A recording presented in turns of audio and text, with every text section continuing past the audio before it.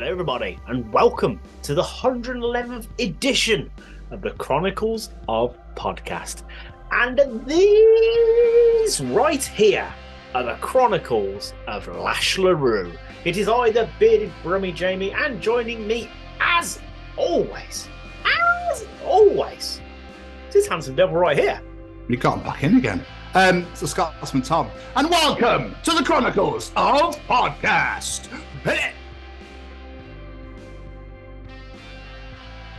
Hi there, you're about to enjoy the Chronicles of Tom and Jamie. Hi everyone, I'm Kevin Mann. Hey guys, my name's Annabelle Knight. Hello, this is Becky Baldwin. Hello, I'm Chesney. Hey, what's up everyone? This is Braden from Say We Can Fly. Ladies and gentlemen, my name is the Raging Cajun Lash LeRoux, former WCW and WWE professional wrestling superstar. You're listening to my friends, my brothers, Tom and Jamie on the Chronicles of Podcast. Don't miss it. Don't ever sell yourself short. Be on here. Be a part of it. Enjoy it. And laissez le bon temps rouler. And let the good times roll. I think that obviously you were destined to pursue WCW first and then obviously do the drawing afterwards. Put your hands together as we bring you the Chronicles of the Raging Cajun, the Cajun sensation that is Lash LeRoux. LeRoux sets him up. Whoa! That is the Whiplash 2000, and that is a 3 count. The Raging Cajun, the youngster.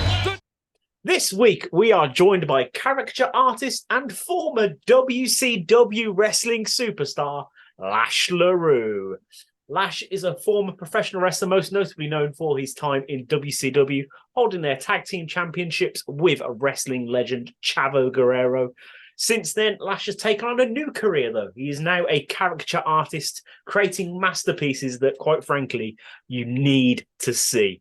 They are absolutely stunning. They are not your typical seaside caricatures with the noses coming out here and all that jazz. These are beautiful pieces of art. You have to go and check them out right now. This is an incredibly wonderful and very special interview. It is, Jamie. You're right. If you're on a long journey or have some real serious spare time in your hands, this is an interview not to be missed.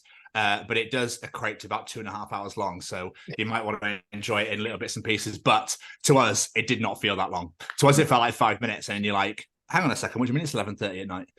In the UK, that is anyway. Lash was a gentleman. He is an absolute legend. One of the loveliest people I think we've ever spoken to. Yeah. And we just connected immediately. You get to hear all about his caricatures, his ideas that he had for the iPads, doing that stuff during the lockdown with college and stuff was unbelievable. And obviously all about the WCW days with some phenomenal impressions of Dusty Rhodes and whatnot. Yeah, and John Laurinaitis, not to be missed. But Jamie! Yes, sir. Do you happen to have any final words at all? Just a massive thank you to our wonderful guest, Lash. It was an absolute honour and a privilege to talk to you, sir. It means the absolute world that you took time out to do so. Thank you very much. Yes, absolutely. I know how busy you are, so we thoroughly appreciate your time as much as we got as well. So it's graciously appreciated. But, ladies and gentlemen, here we go. Ladies and gentlemen, interviewing this week, it's Lash LeRoux. Wow. Well, I'm glad that this thing's worked out. Oh, I checked out your podcast, listened to the banter back and forth and some of the topics and the guests that you covered. I thought, I have got to get to know these gentlemen. Oh. You're too kind, Mark. We appreciate it massively. Are you happy to go by Mark or Lash, or what would you like? Or are you not bothered? I'm not bothered either way, man, because we could get to that story as well whenever you guys start asking questions, if you like. And I can tell you about the evolution there and kind of how it has become a balancing act, man. And both are extremely appropriate for me. Okay. No worries. That's fine. Yeah.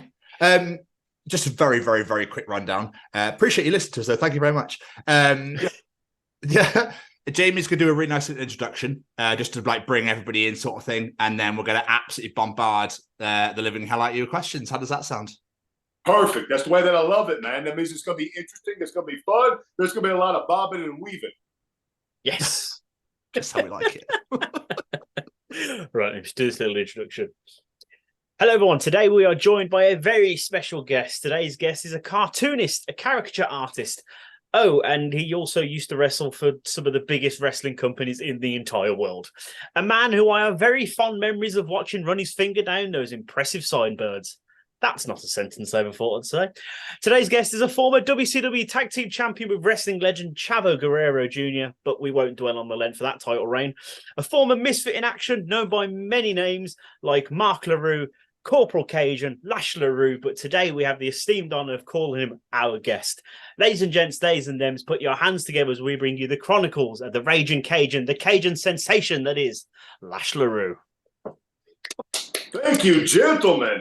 Man, do I feel that as though I am among scholars. It's hard to beat an introduction like that. I almost feel like a big deal. You are, sir. That is why. But I suppose we should get into the really hard hit stuff straight away, get it out of the way, then we can get into the fun bit. How have the last few years been with the pandemic for you? Like, just on, obviously with everything being shut down and whatnot.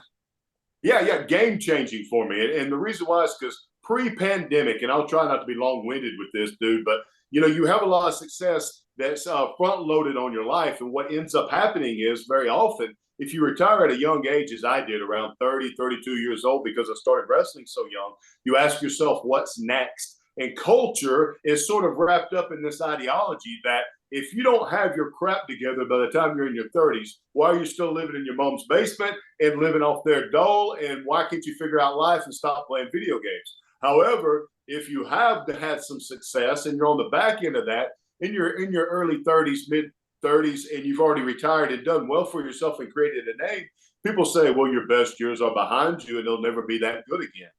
And so I had plenty of injuries from wrestling. I had that type of depression from feeling like the carpet was pulled out from underneath me in that aspect of the business. And I just had some losses in my life that had sort of added up, and it turned into a lot of depression that I didn't realize I was even facing until I hit 40 in 2016. And I turned 40, I weighed 316 pounds, guys. I don't know what that is in stones, but it's a lot. I look like Lash ate Lash. I look like one of those Russian nesting dolls where there should be a smaller one inside, right? And I decided, man, I was doing that, and I was taking a lot of medication to cover up the injuries and the difficulties. And I thought, man, this is not sustainable. And I refuse to believe that the second half of my life can't be every bit as special and as awesome as the first half of my life. And so I completely reinvented myself at that point. I dropped like 100 pounds. I don't know what that is in stones, but it's a lot. And so I dropped all that weight, got back in shape, fell back in love with fitness and working out, started getting game plans for my caricature work and what I could do with that from a business standpoint. When the pandemic hit, I kept rolling. I see every difficulty in life and every problem as an opportunity to strategize and say, okay, what can I do differently? You in this world, I believe, you take it for what it's worth, but you can either be a problem finder or you can be a problem solver. And for me, when I saw the pandemic hit and suddenly all of these live events that I had booked where I show up and I draw funny pictures of people and interact with their guests are gone. Nobody can have live bookings and live events. So I went digital. And when I went digital, I really started utilizing technology from the standpoint of not only being able to draw digitally, but using that to enhance my caricature talents, that while I'm sitting at home, I'm going to get better at the skill that I have.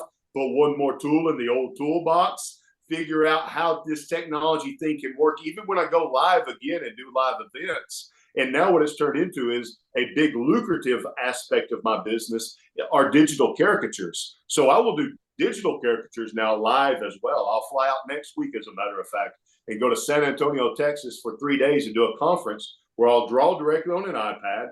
It'll show on a flat screen TV behind me that draws people to the vendor's booth. When I print it out 4x6.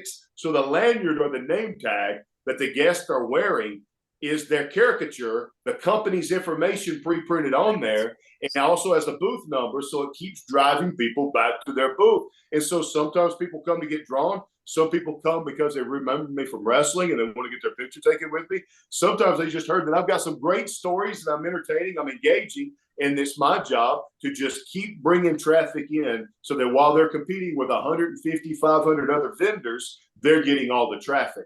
And so now suddenly I have taken technology, instead of sitting at home in my studio and just doing whatever I can do just to scrape by.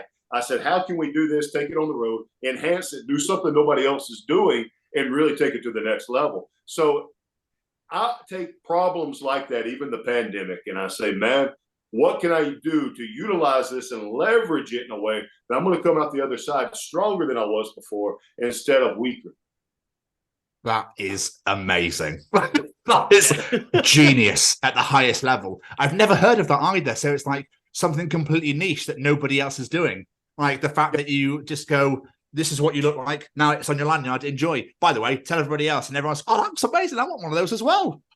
Yeah, exactly. And where a lot of that started for me was, for instance, I had some colleges that would book me on a regular basis. It's very popular among college students to come in during orientation at the university and when they're finding their way around.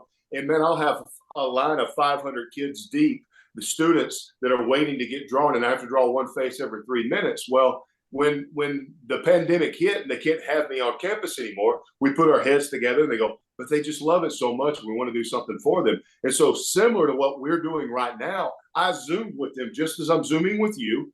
I had a separate camera for that so that I could utilize my iPad in front of me. I drew directly on my iPad what I'm looking at right now on the screen so I could draw you theoretically in the same way. When I saved it to a Dropbox. And on your end, beside your station, wherever your camera is set up, you had that QR code for that Dropbox link right there hanging beside you. So all you had to do as a student is to scan that with your phone. You've got your caricature instantly on your phone, and you just walk on to class and do whatever's next. That is incredible. That is the amount of people we spoke to on this show that have told us like these great stories of how they've made the best of the bad situation that it was. You know, we were all locked at home, but they managed to still do their jobs. That is possibly my favorite story of anyone doing that. That is incredible. What a fantastic way to adapt like technology to what you're doing. That is fantastic. That's life, though, right? That's life, man. And Jamie, I look at it like this. So when I started wrestling and first began training, I was a very, very young man. I was right out of high school. And there was a fellow there in the training center that was not a very good professional wrestler. But, man, he had some boxing skills. He had been in the military, been in the service, and learned how Golden Gloves box then. And here in America, before MMA became a big thing and UFC became a big thing, in the early 90s and mid-90s, we had this thing called tough men competitions. And I don't know if you guys have something equivalent or if you've ever heard of it. But it was kind of a no-holds-barred, put them in a boxing ring, and you had a bunch of local guys come in, and anybody and everybody. It's a free-for-all, right? And, it's not unlike back in the day how wrestling started with the carnival workers, right? You set up a ring and anybody can come in and challenge the wrestler and, see how it works out for you. Well, they'd have these tough men competitions and there's a pool of money at the end of it. And whoever wins the thing can take that money with them. And there's really not a whole lot of rules, not a lot of strategy. It's just, man, two guys get in there slugging it out like they would in a bar room or in a pub, right?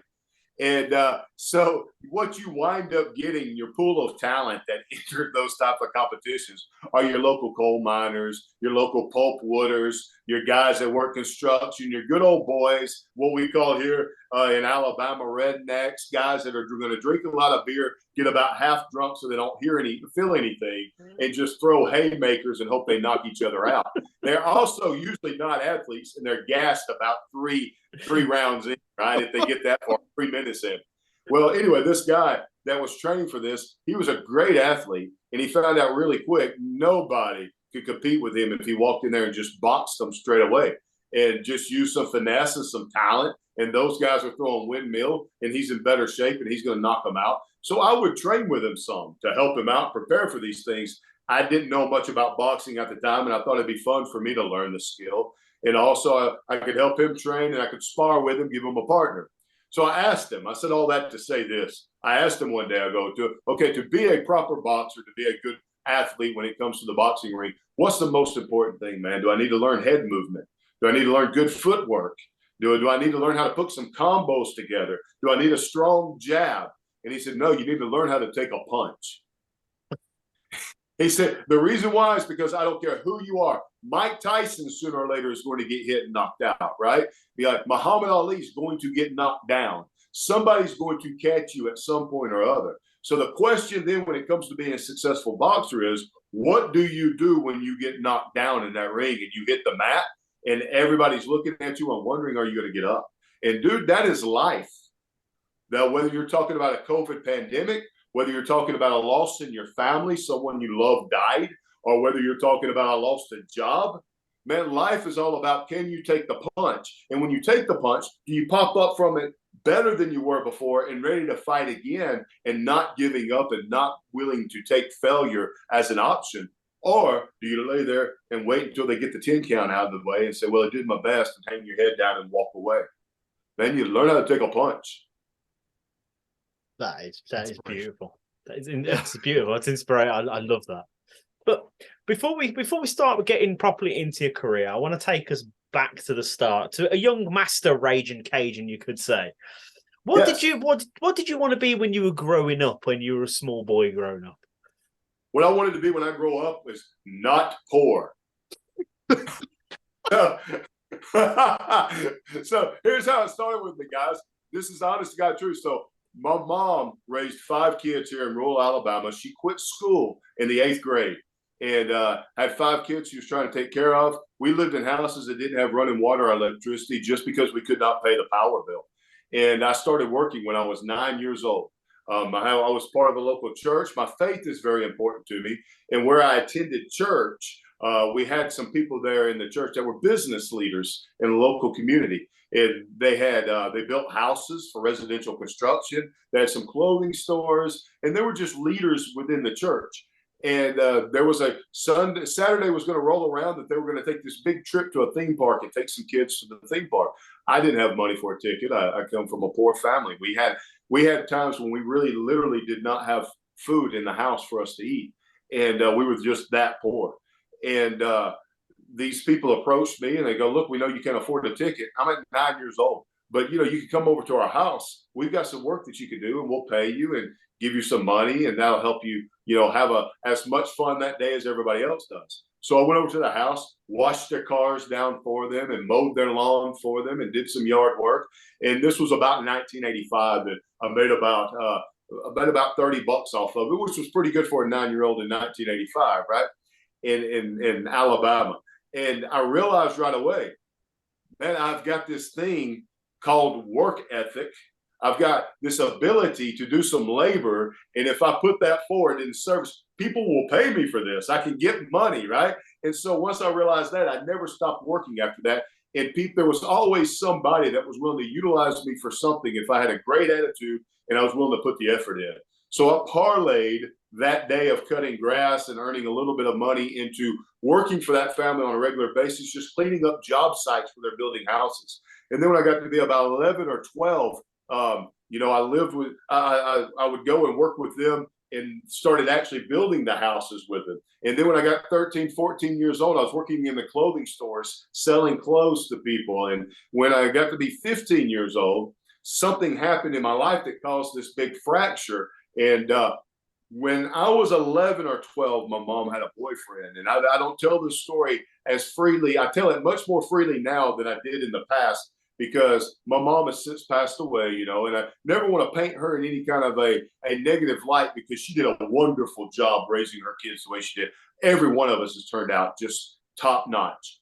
But she had a boyfriend when I was about 11 or 12, and he beat her. He abused her one night. I mean, badly, to such an extent that the police were called in. She locked herself in a room for about a week so nobody could really see the damage that was done. And the only reason why I found out about it is because back then, pre-internet and pre-digital age, when the police would come around and they take a report on something like that, they had to take for evidence Polaroid photos of the damage that happened and put that in with if you're familiar with a Polaroid camera, an instant photo pops out when you take the picture, right? And you've got a hard copy photo. So they put that with the paperwork, and I found that one day, and I realized what had happened. And fast forward a few years, he had done that when I was about 11 or 12. When I was 15, he tried it again, and I wasn't too young to do anything about it anymore. And I took a baseball bat to him, and kind of had my way with him for a change. And I come from like I said, a big family. I have an older brother, a younger brother. I'm the small one in the family, and we all just kind of had to separate after that because he owned the house that we lived in, and we couldn't afford to go anywhere else. So different family members moved in with other family members. And at the time, I was very involved in my school, not only work in the community, but also playing American football for high school there, wrestling on the wrestling team. I would end up winning a state championship wrestling. We won a state championship in football. We went undefeated that year. So it was really kind of a storybook deal. And I learned really, really quick that if nobody outworks me and I do everything I can possibly do, then I can have some control over how successful I become. So when you asked me what I wanted to do when I grew up, was actually what I always thought about was this. I just want to be successful, and I want to do well for myself. And what's the most professional thing I could do? And right out of high school, I decided I wanted to be a doctor. The choice is going to be doctor or lawyer for me to make a lot of money and have a very good professional career, right? For whatever reason, I chose doctor and started taking those classes. I realized really quick looking back, I had no business thinking I was going to do that. But, and I'm sure we'll get into this story, about halfway through my sophomore year in college and in university is when I went and tried out for wrestling, and it just popped for me and it fell into place. But I utilize that story also to tell people this. We ask young people all the time. We ask children and kids, what do you want to be when you grow up? And it's an appropriate question because it's never too early to start thinking about those things and preparing for them. But the thing I point out to these young groups when I have an opportunity to speak to them is this. I don't think that question of what you want to be when you grow up is near as important as who do you want to be when you grow up. Because if who you are is someone of good moral character and great work ethic, man, and you get along well with people and you're a problem solver instead of a problem finder, and people want to be around you, and you're not willing to give up, and you can take a punch like we talked about before, you're more than likely going to be successful in whatever you turn your hand to. Absolutely. Oh, it's probably the most inspirational conversation I think I've ever had in my entire life. I'm like every answer, I'm like, it's bloody right, you know. No, but it's funny because I was doing my research earlier, and you were saying how you've done all these different things. And I was like, so he did amateur college wrestling, and then his college football, and then he studied pre-med, and then he took time away from pre-med to follow up in his art career. And I was like, I can't keep up here, Lash. Like, what's going on here? Yeah. Well, I've always been a firm believer in this. You know, I feel like you should never in life be afraid to fail at something. So if you think, okay, I have an interest in this, and I want to see what happens with it, and do I have a talent for it? Do I have an ability to do it? And so what if you don't, man? And I've got a great advantage. You know, I tell my story and share my story with people, and all the time they talk about how inspirational it is. And I take that to heart. I'm grateful for that. Don't misunderstand me. But they also say, oh, poor you. And it's a shame that you had to go through those things. And no child should have to face the things that you had to face. And nobody should be homeless their junior and senior year of high school like I was homeless my junior and senior of high school. I slept on the floor of that clothing store is where I lived when I went to school throughout high school. And so people look back at that and they go, man, that's just no kid should have to go through that. I'll look at that and I'm thankful and grateful that I did, because here's what happens. I was able to front load a lot of adversity instead of spreading it out throughout my life. So by the time I got into an adult life or got to a point where I could make some big, hard decisions on what direction I want to go in, dude, at that point, I'm like a guy going to Las Vegas that's playing with house money. I'm so far ahead of the game there that how much would I have to lose for it to get so bad that I'm sleeping on the clothing store floor again and I've got no food in my refrigerator? Like, it may get bad for me, but I could flip burgers at a fast food restaurant. It's not going to be that bad. So why should I be afraid of failure? Why shouldn't I go out and step out and try to do because I've already proved to myself that if things do get that bad, I can pull myself back up from my bootstraps. So what am I afraid of? A few people scoffing at me because I tried? Man, what was it Theodore Roosevelt, the great American president, said back in the day? He said, man, the critic doesn't deserve any credit at all because he's not the one in the arena trying and failing and trying mightily, and maybe he comes up short, but at least he tried. You know, that's who I want to be. I want to be the guy that tried, man. He punched me in the mouth. I don't care. I don't have to be the quarterback. Just let me have a jersey. Let me be on the team. You know, I don't have to be the star. Just let me in the game, and let's see what I'm able to accomplish. That's amazing. But it says, obviously, I've took this off Wikipedia. We all know how reliable Wikipedia can be. But it said you took... media story, so I don't want to interrupt your train of thought, but let's circle back around to that when you get a chance. Okay. Great. I was just going to say, it says on there that you took a break from your pre-med to focus on your art career. Yeah. So what made you decide to go like, I'm going to take a break and I'm going to go focus on art? What did you actually do to go focus on your art? So here was the evolution for me personally. I've always enjoyed drawing. And when I was a child, I was a big wrestling fan. I'm a child of the 80s, right in the middle of Hulkamania, right? So I was primed for that. And I fell away from wrestling in the early 90s because, number one, I was so busy just surviving all the stuff we just talked about. And number two, wrestling as a product got really bad in the early 90s before it got good again, right? So it was easy for me to take a break from wrestling. But I was a big fan of wrestling growing up. And even though I was a big fan of wrestling, I never saw that as something I could do as a living or professionally. And I never even aspired to it. Same way with my art. I always enjoyed drawing. I was the kid that you always saw drawing funny pictures. But I never thought that it would become a profession for me. And I did it all through high school. And at some point, I found Mad Magazine. I don't know if you guys have ever remembered Mad Magazine. I know of it. Yeah. Yeah. So Mad Magazine was really well known as a humor magazine that would parody movies and TV shows. And for that to work, man, when they're making fun of Doctor Who, for instance, it's got to look like those actors that play those characters, right? So it's very caricature driven before I even knew what a caricature was. So while my friends are showing me these pictures that they have copied out of comic books of Batman and trying to impress me, I'm going, look, I love me some Batman, but you just drawn a square head with not a lot of detail. I don't know what you're trying to impress me with from a skill level. Yeah, but I can open up Mad Magazine. I'm going, you're making fun of Top Gun, and dang it, there's Tom Cruise. You don't have to tell me that's Tom Cruise. It looks just like him, even though it's a cartoon. That blew my mind. It was like black magic to me, guys. So I looked at that, and I said, that's what I want to do.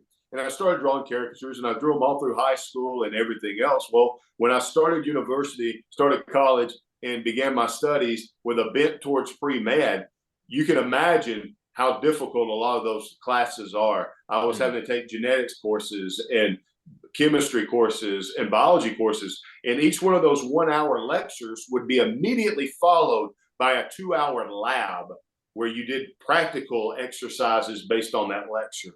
And it was so mentally draining that I fell back into what I loved before, which was my artwork, that I said, I've got to take some electives anyway. I want to follow this 2 hour lab with something where I can just relax. And they had a figure study class. And it wasn't going to provide any kind of great talent for me going forward or great skill. But I thought it might be relaxing for me to go to this figure study class and just draw, charcoal sketches of whoever's posing that day, just as a release. And while I'm doing that and realizing how much I loved art my entire life, I'm also a very autodidactic person. If I take an interest in something, I'm going to find as many books as I can that cover that subject, and I'm going to start reading and reading and reading. And my first love was caricature and cartooning, not so much the fine arts of sculpture or painting or that sort of thing. I enjoy it, but it wasn't my first love. And so I started looking at books on illustration. And even back then, magazines and those publications were still a big deal. And you could make a pretty good living drawing single panel cartoons for magazines. And so I thought, you know what? I began reading these books, and I realized for you to be published in a magazine or for them to buy your cartoon for a newspaper, you didn't need a degree for that. You submitted your work, and it was either good enough for them to pay you for it or it wasn't. And back then, everything was just regular mail, right? So I said, you know what? I'm going to take a semester off from school, and I'm going to just try my hand at doing some single panel cartoons for magazines to see if they buy and just submit them. And then I'm going to go to I'm going to try to develop a couple of comic strips and submit them to some syndicates to see if they make it in the newspapers.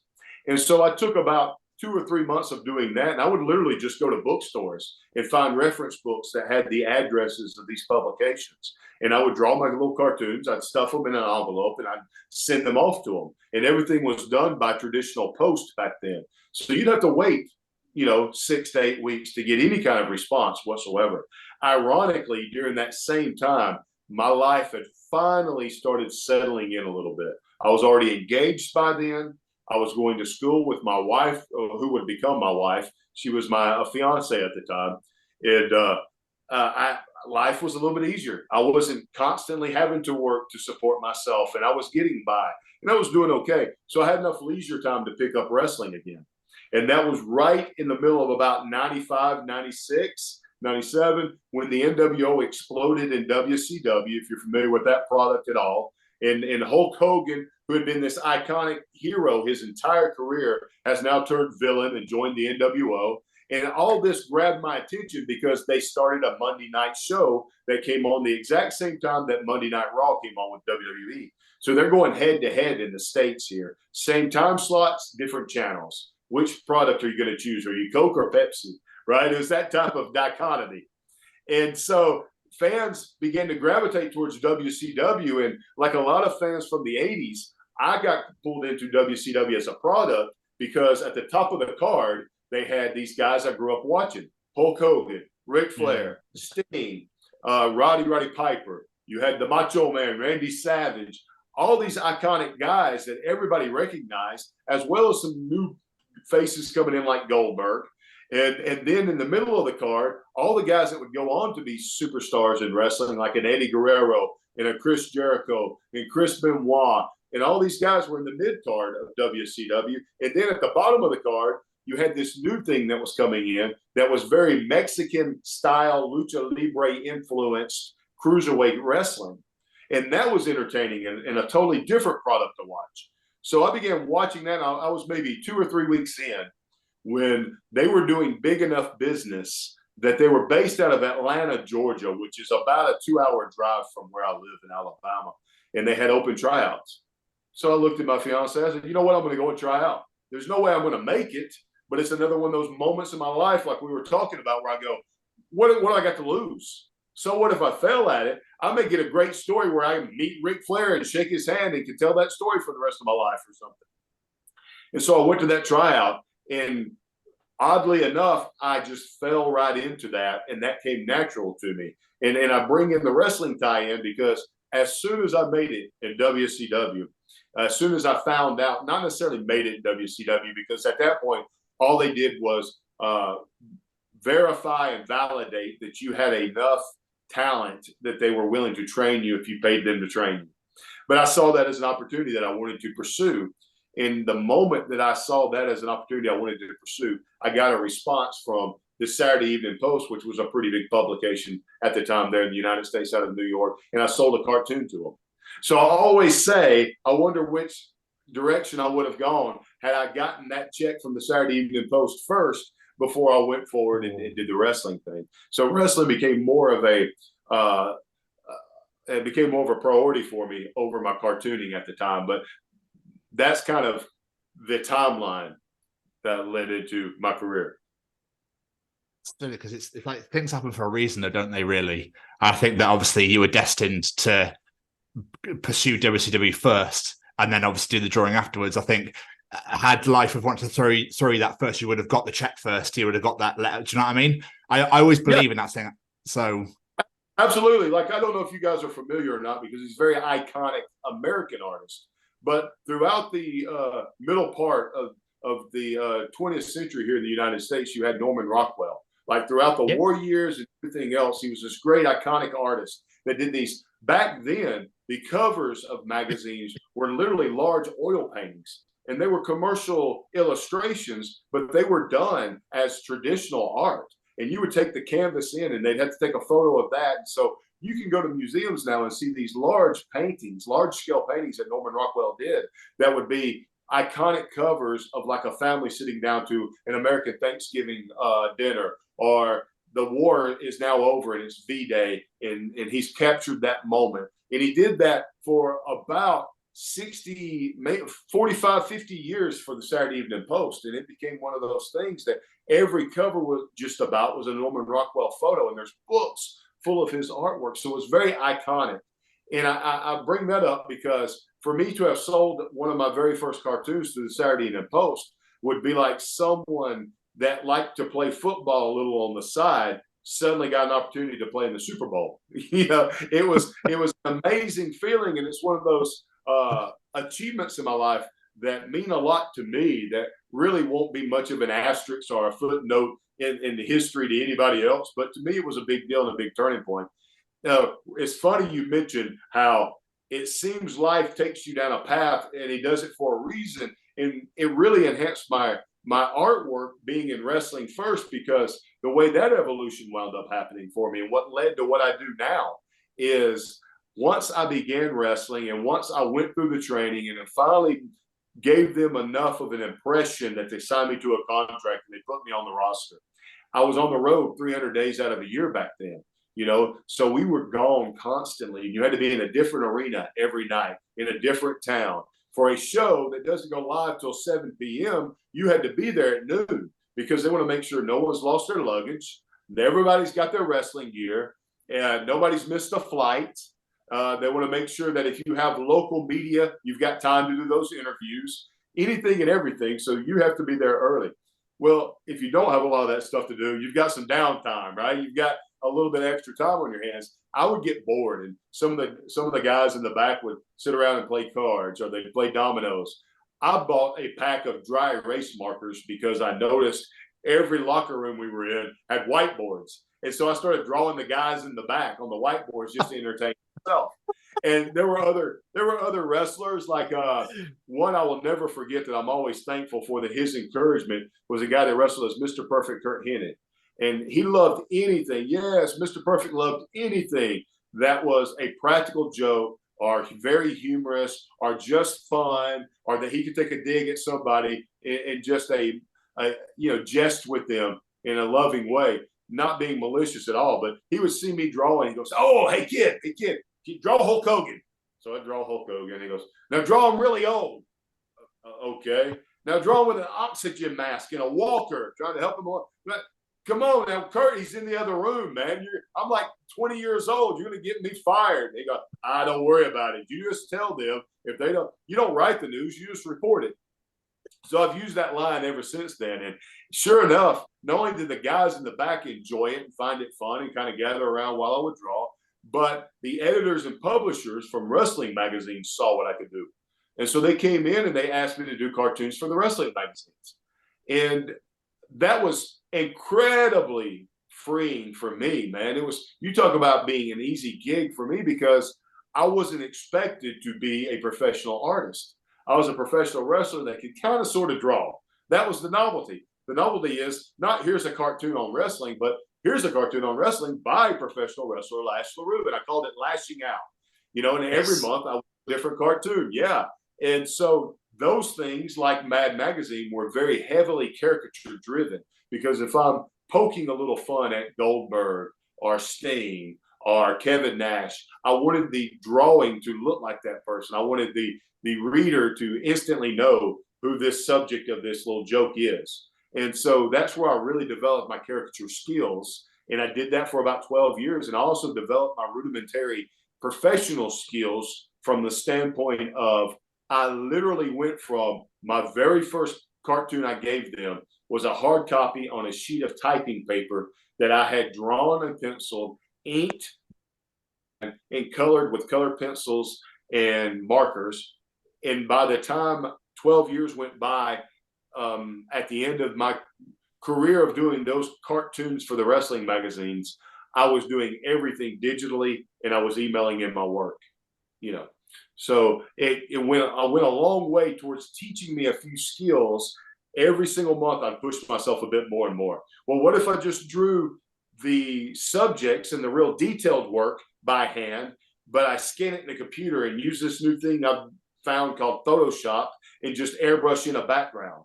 Well, now I figured out I can take Photoshop and I can Photoshop in the wrestler's actual merchandise in his T-shirt, put it on his T-shirt and his card. So now he's even more recognizable, And I started developing these little skills as I went. And I'm a firm believer in whatever you're putting your hand to in this world, man, whatever it is, you're developing some skills as you go. Let me take those skills, and that's one more tool in my old toolbox. So when I get to the point that I can really do what I'm passionate about and what I want to do, how many tools do I have in this toolbox that I can now leverage for this new endeavor that I'm pursuing? Absolutely. But what's funny is you were saying how earlier on, like, you fell off wrestling in the early 90s and stuff. But if you'd gone to WWF and they'd seen that you drawing backstage, that would have been your gimmick, right? Like, you would have been, you would have been doing promos like, I'm going to beat this man, and drawing a picture of him and a thing. Yeah, 100%. And even now, with technology being what it is, I've even thought about what it could be for me to have an iPad standing in the middle of the ring like you would hold a microphone, but I could draw directly on the iPad. I'm sure that there is a way that you can wirelessly connect with that big Titantron and let it come up on the big screen whatever I'm drawing, So, yeah, those opportunities are there. And those are the things that my mind has always been working towards. And now I'm at a point where I'm trying to see how can I leverage those two things together in a certain way. I did the first wrestling related event that I've done in 13 years about a month and a half ago. And it was just that sort of thing where, okay, if I go into a convention now, what makes me stand out from any other wrestling, if you want to use the term legend or whatever else, that now is retired and he's just signing autographs at his booth? Well, how about this? Instead of me just signing old photos of myself, you sit down right in front of me and I'll draw your caricature. How did you develop your style with caricaturing? Because obviously it's like cartoonish, like large head, small body type style. But what's like a Lash LeRoux caricature? Yeah, so I try to walk that fine line between being detailed and getting a good likeness of someone and being extremely fast without being too cartoony. I like the cartoony stuff, but I'm not the guy either. And I run into this a lot, especially these days, right? I'm going to do caricatures at an event, and people are a little hesitant at first until they see my style. Because what they're used to now is you see a lot of popular TikTok videos and other Instagram posts where someone has maybe just a slight overbite, and now they've drawn them like a horse and their teeth are way out here, or their nose is a little long, and all of a sudden the nose is the biggest thing on a piece of paper, and you need an extra sheet of paper for the rest of the nostrils. Look, I'm not that guy, because now you're drawing something that's funny to one person, because you drew it and you think it's hilarious. If you're sitting down and I'm drawing your caricature, I want to draw something that exaggerates certain features so that you're instantly recognizable. But I believe there's always a way to do that in a flattering way. And I'm also trying to capture a person to the extent that I can in a short amount of time, capture their personality.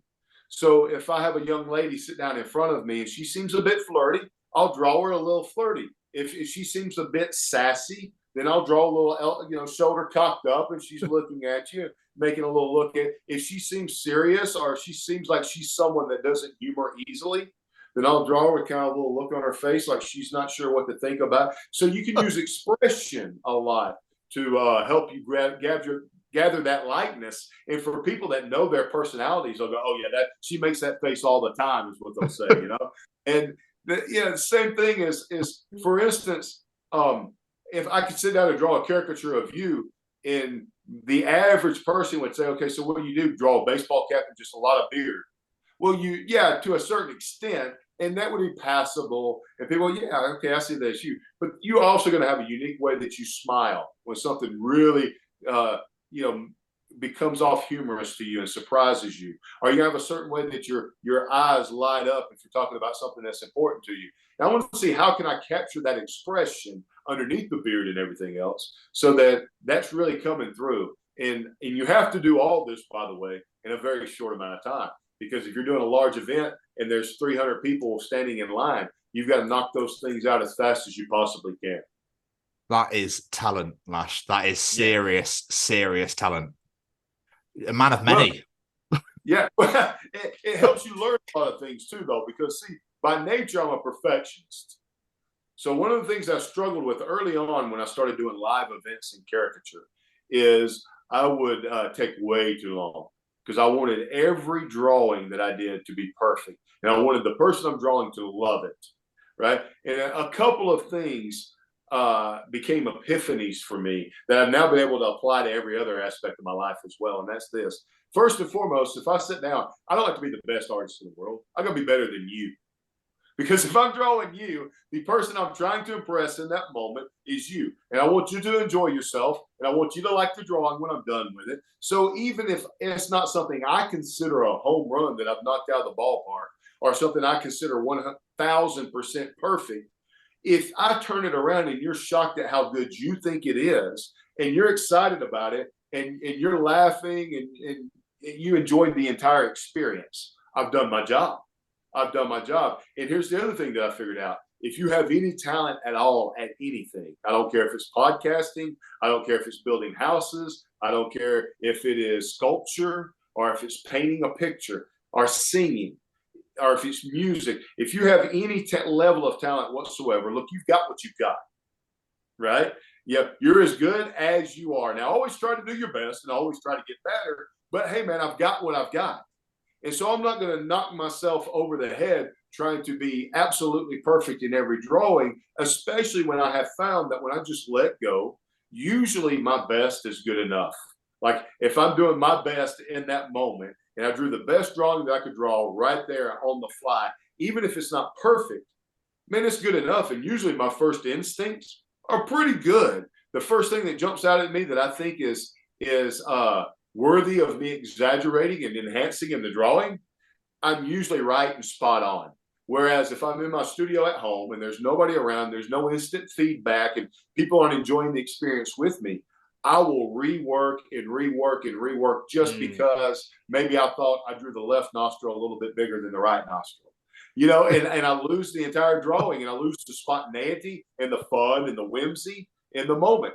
So it's made it more freeing for me even when I do caricatures at home now, where I can really start drawing, knock out a quick commission and go, yeah, that's pretty good. I'm going to leave it there. I'm pretty good at this. I'm thinking about doing it professionally, you know?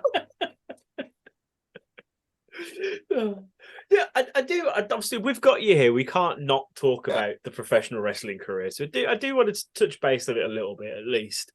So you were saying, like, you got your start in the power plant. But obviously, modern fans today will be familiar with like the WWE Performance Center and that sort of stuff. But what was the power plant like? Because I get this feeling it's a million miles away from what you see now with like the Performance Center and things like that.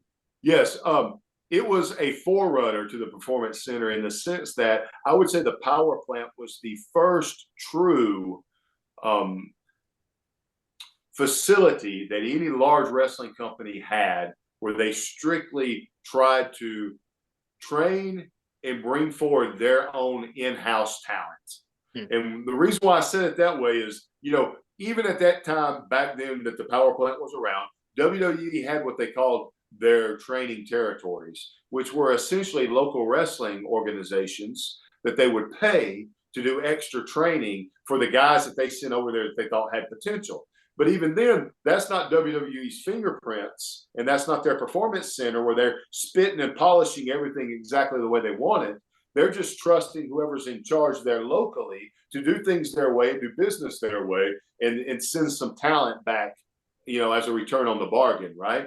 WCW Power Plant was the first place that really said we need our own in-house training facility strictly for WCW talent to come forward.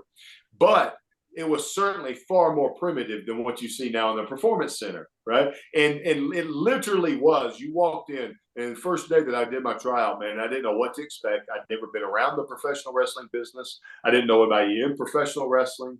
At that time, I didn't even know how much of it was scripted and storyline and how much of it was real. I was still a fan. And I walked in, and this was basically a warehouse.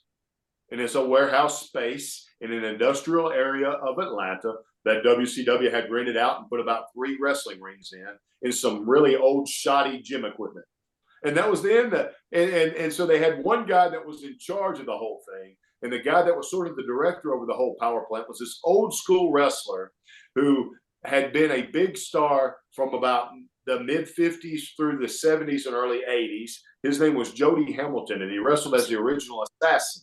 And Jody Hamilton is the father of former WWE referee Nick Patrick. So Jody Hamilton, there's a little bit of lineage there. And Jody Hamilton was a great mind. He was known for really understanding the psychology of professional wrestling. And this was just a big guy that then he was in his late 50s, early 60s probably. So he's way past his prime when it comes to getting in the ring. So there was other trainers that could get in the ring and actually show you the ropes, literally and figuratively. And there were guys by the name of Dwayne Bruce was probably the head trainer, and he wrestled as Sergeant Buddy Lee Parker. And then you had a guy that was Pistol Pez Watley that became a little bit of a regional star back in the 80s. And then you had a guy by the name of Mike Weiner that was he was a guy that was pretty good at teaching you the basics. There wasn't much beyond that. Sarge was really the intensity and the driving force behind it all.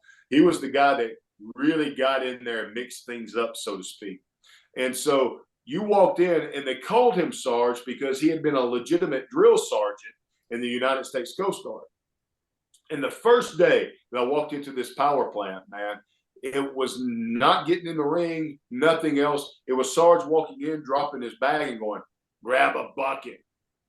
You're like, what does that mean? Grab a bucket? And you look around and there's these 5-gallon buckets all around where, and traditionally in the United States, that's something that they would put paint in. If you're painting an industrial area or something like that, right? It can hold 5 gallons of paint. So it's a 5-gallon bucket, which essentially would stand probably about 2 feet tall. And you flip it over and you use it as a stool almost, like a very low stool. And you do squats where you come up and you touch and you go. You touch and you go. And it's just squats, squats, squats. And so you do 50 squats, drop down, do 50 push-ups, roll over, do 50 sit-ups, run in place, and then start doing squats again, except this time when you did squats, you had to do 100 of them. And they kept going and kept going. And when I walked in for the tryout, there were 24 guys in my tryout class, and it was a 3-day tryout. It spanned the course of a Wednesday, a Thursday, and a Friday. And that first day, out of 24 guys, you had this mix of people that had been like college football players that were pretty good athletes, but not quite good enough to go to the pro level. And they were big guys that are naturally used to being just looked at and given them whatever opportunity they want. And then you had guys that were professional bodybuilders. So they had these great physiques and steroided up and looked great, looked tremendous. And they were looking for ways to make money in the off season when there weren't competitions going on. And then you had guys that were just your natural raw bone. They're 6'8", just because they were born that way. 400 pounds of Haystacks Calhoun with tattoos going up and down their arms and a mohawk. And they're thinking they have the look. And so all of these guys from a different perspective are thinking they're going to show up and they're going to check the boxes. And because they looked like a wrestler and they looked the part, WCW is going to hire them and they're going to be the next big star. That was their mentality. Everybody wanted to be the next Goldberg. That was not WCW's mentality.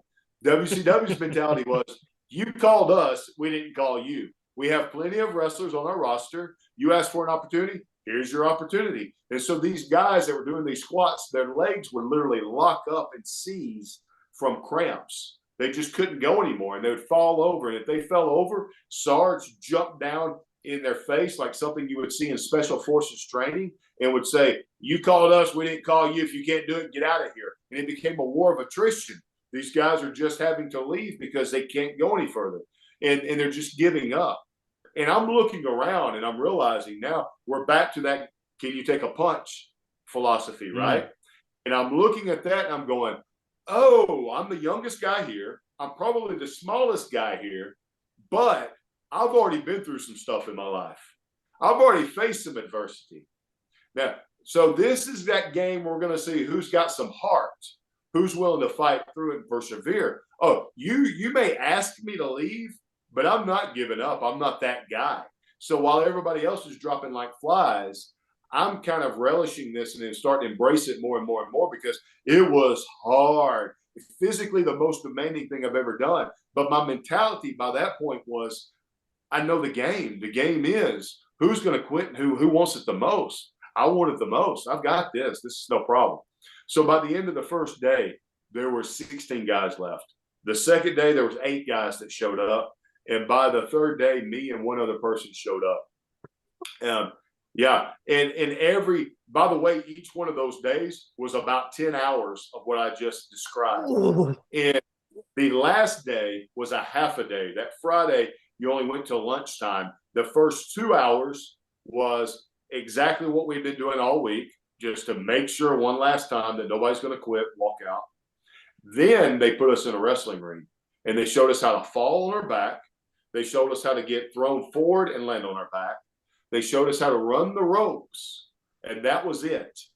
They wanted to see if you were athletic enough that you could learn the moves if they taught them to you. So after they did that, they brought you into the office, and Jody Hamilton, who I love, man, is so dear to me and such a great guy.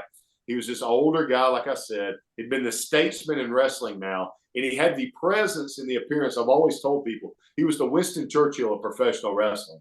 I mean, he just had that aura about him. And he would lean back in his chair there in his office, and he'd fold his hands over his massive chest, and he would take his glasses off, and he'd go, "All right, kid, here's the deal.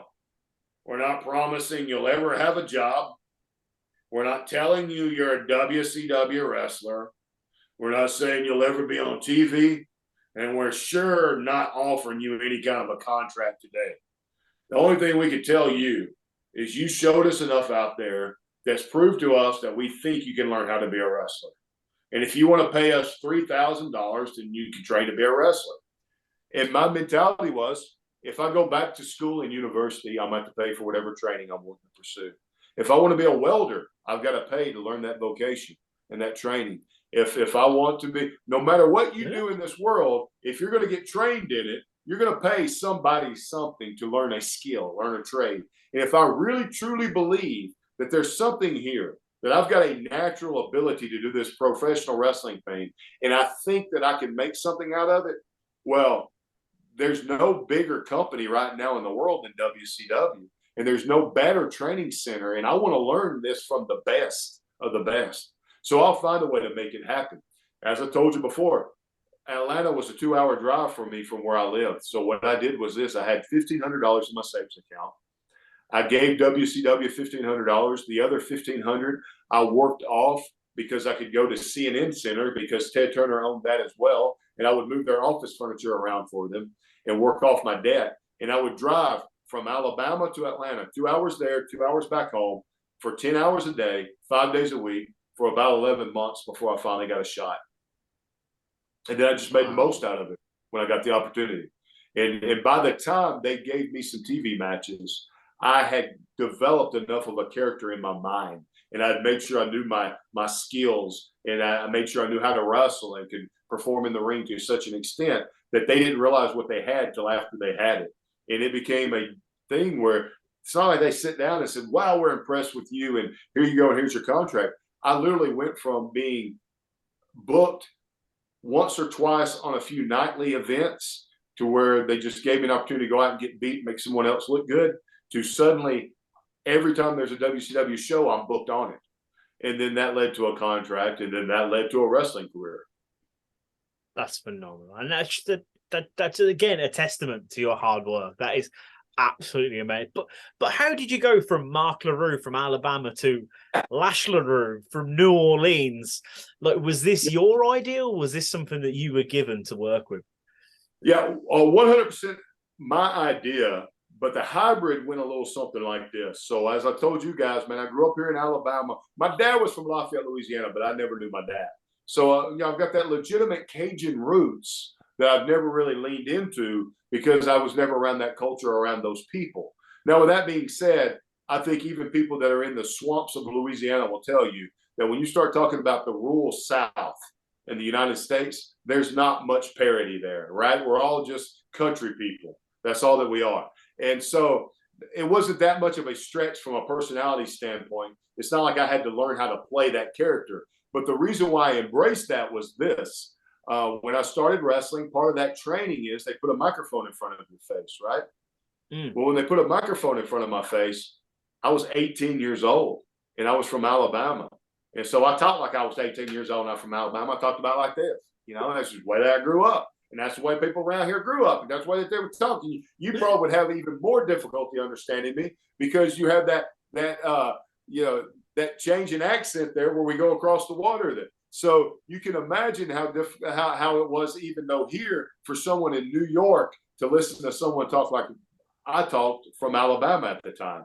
And so they told me really quick, they said, whoa, kid, you can't talk like that on television. You have to drop the Southern accent because there was a bias there in television at the time that Southern was considered, people equated that with ignorance, right? The old Southern hillbilly sitting on his porch and blah, blah, blah. And so, you can't, nobody's going to take you seriously. You need to drop the Southern accent. And I thought, man, there's no way I could drop the Southern accent. And I tried. I worked on enunciation. I worked on my speaking voice. I worked on all that stuff. And I just couldn't drop it. And then it hit me one day. I go, you know what? You got guys like legends, like the American Dream, Dusty Rhodes, who had a little bit of a list. Well, he couldn't get rid of a little bit of his list. So since he couldn't get rid of it, when you talk to Dusty in person, Dusty talked about like this. I mean, his list, he had a list, but it wasn't that bad. But when he got on TV, baby, he could turn it into a character, if you will. And he used that list to his advantage. And so when he got funky like a monkey, people loved it. And it became part of his charm and his charisma, if you will, baby. And so you had people like Dusty Rhodes that could pull that off. And then you had someone like the Macho Man that when you're around him in person, the Macho Man is going, yeah, man, I think we're going to go out there. We're going to have a pretty good match. It's going to be good. But when they turned on the Gene Okerlund lights and microphones in front of his face, and the Macho Man Randy Savage, yeah, baby, way over the top, and we're going to bring it down here. And then we're going to get loud again, and I may talk about anything. I'm thinking about how this thing might go tonight. And I'm going, so there's this long history of wrestlers just taking whatever it is they've got already and just making it over the top. Well, I had grown up here in Alabama watching public television. We have this thing called public television that even though everything is commercialized in the United States, for some reason at some point the government decided they should fund educational television on the local level. And so we had educational television on the local level in Alabama called Alabama Public Television. And that's where you would get some low budget shows that would be on there, on the local channels. And there was a guy that was a Cajun chef that looked a lot like, if you guys are familiar with Kentucky Fried Chicken, he looked a bit like Colonel Sanders. And he wore like suspenders and a blue shirt and a bow tie, but he was Cajun. And he'd come on there and he'd cook. But half of the show was cooking. The other half was just him being a Cajun storyteller and a little bit of a humorist. And so when he come out, he would go, all right, here we go right now. Today, we're going to sit down here. I'm going to cook you a little something. We'll have a little wine for the chicken and a little wine for me. This is going to be the best thing you ever put in your mouth, I guarantee. Hey, we're going to let that bon temps play. We'll let the good times roll. And he just had this Cajun sound and this Cajun character. And I thought, man, you know what? I can't hide my Southern accent. But, man, I could really enhance it with a Cajun accent. So I started being the Raging Cajun, Lash LeRoux, with a little laissez-le bon temps roulette. We're going to let the good times roll, I guarantee. And I do that when I got in the ring, and I could throw Mardi Gras beads out when I went. And so when I started doing that, they go, everybody that kind of got wind of that go, yeah, Southern's ignorant, but Cajun is a character. That is something we can work with. That's a character. Now you're talking about Gambit from the X-Men. You're talking about just this mystique and this aura about Cajun people and this Cajun culture. And there's so many different directions you can go with that. Well, with the name as well, when I first started wrestling, my first opportunities with WCW was they would do these TV tapings down in Orlando, Florida, the Orlando studios. And so you would do 3 months worth of tapings in about a week for their syndicated shows back there. And the word was out with guys that were trainees that you could take your gear, drive down there on your own dime, and kind of hang out in the studios and let them know, hey, I'm from the WCW power plant. And if you need someone to just get beat, or if you're looking for some extra talent, I've got my gear with me and I'm ready to wrestle. And you had the rub of being from the power plant, so they knew that you could be a good enough talent to have a good match, but you're a nobody at that point, so they can beat you and just squash you and make their whatever talent look really good on a Saturday night show. So my very first match out, what's your name? Mark LeRoux. So they put Mark LeRoux on there. I went and introduced myself to a guy that was the booker at the time, and his name was Terry Taylor. And Terry Taylor, Terry was a great guy, the Red Rooster from the Red 80s, Rooster. right? Yeah, Terry is kind of known for, he's a great guy, super nice guy, but you have to know how to take him because he's an extremely sarcastic person. That's his humor, that's his wit. And he doesn't mean it in a malicious way, but he's one of those kind of cats that if you don't know how to take it, then it can come off as he's just ripping you apart, right? But that's just him. And I went up to him to introduce myself to him. I'm Mr. Taylor. I just want to introduce myself. My name is Mark. And he looked at me and said, I'm sure you are, kid. And I bet you guys know that Mark is a euphemism for a fan, right? In professional wrestling. And so he didn't even shake my hand. He just kept walking. And immediately a light bulb went off. I'm not the smartest guy, but I went, okay, I don't have to be high IQ to know the name Mark probably will not work very well in wrestling as far as engendering confidence as a character. And at that same time, I'd always been called Lash LeRoux growing up. And where that name comes from, and I don't know if you guys have ever run across it in pop culture, but it's been ingrained in pop culture in the United States for many years because in the very early years of film here in the United States, of Hollywood, when you had these cowboy films of guys like Roy Rogers and Gene Autry and these Westerns that really kind of started the whole ball rolling on movies, the cowboy life was an easy life to depict early on, right? In Westerns, in film. And so there was this cowboy character named Lash LeRoux. He just spelled his last name different. It was L-A-R-U-E. And my name is legitimately L-E-R-O-U-X, is the Cajun spelling. And but Lash LeRoux, the old cowboy, would carry a bullwhip, and he would carry he wore all black hat, everything, at a time when good guys didn't wear black. They only wore white. So he stood out, and he was different, and he was kind of an edgy character. And that's allowed him to kind of stand the test of time from a pop culture reference standpoint. But like a lot of things, man, as time goes on, you would have had to been somebody in the 90s. And even in the 1990s, you'd have to be someone that was a senior citizen to remember what it was like growing up watching Lash LeRoux. But everybody recognized the name. So because of that, Jody Hamilton would call me Lash LeRoux all the time. People, when I was growing up, older people would hear the last name LeRoux and they just automatically call you Lash. So it was kind of a nickname anyway. And Jody Hamilton called me into his office and sat back in his, again, Winston Churchill way, and folded his hands over and goes, "Hey, kid, you really think you might wrestle as Lash LeRoux, instead of Mark LeRoux?" And I go, "Yeah, I think I probably will. I mean, there's certainly going to be a more marketable name than Mark LeRoux would be." And he said, "If I were you, I would go to the local probate office and see the probate judge in your hometown and just legally add Lash to your name. Don't change your name.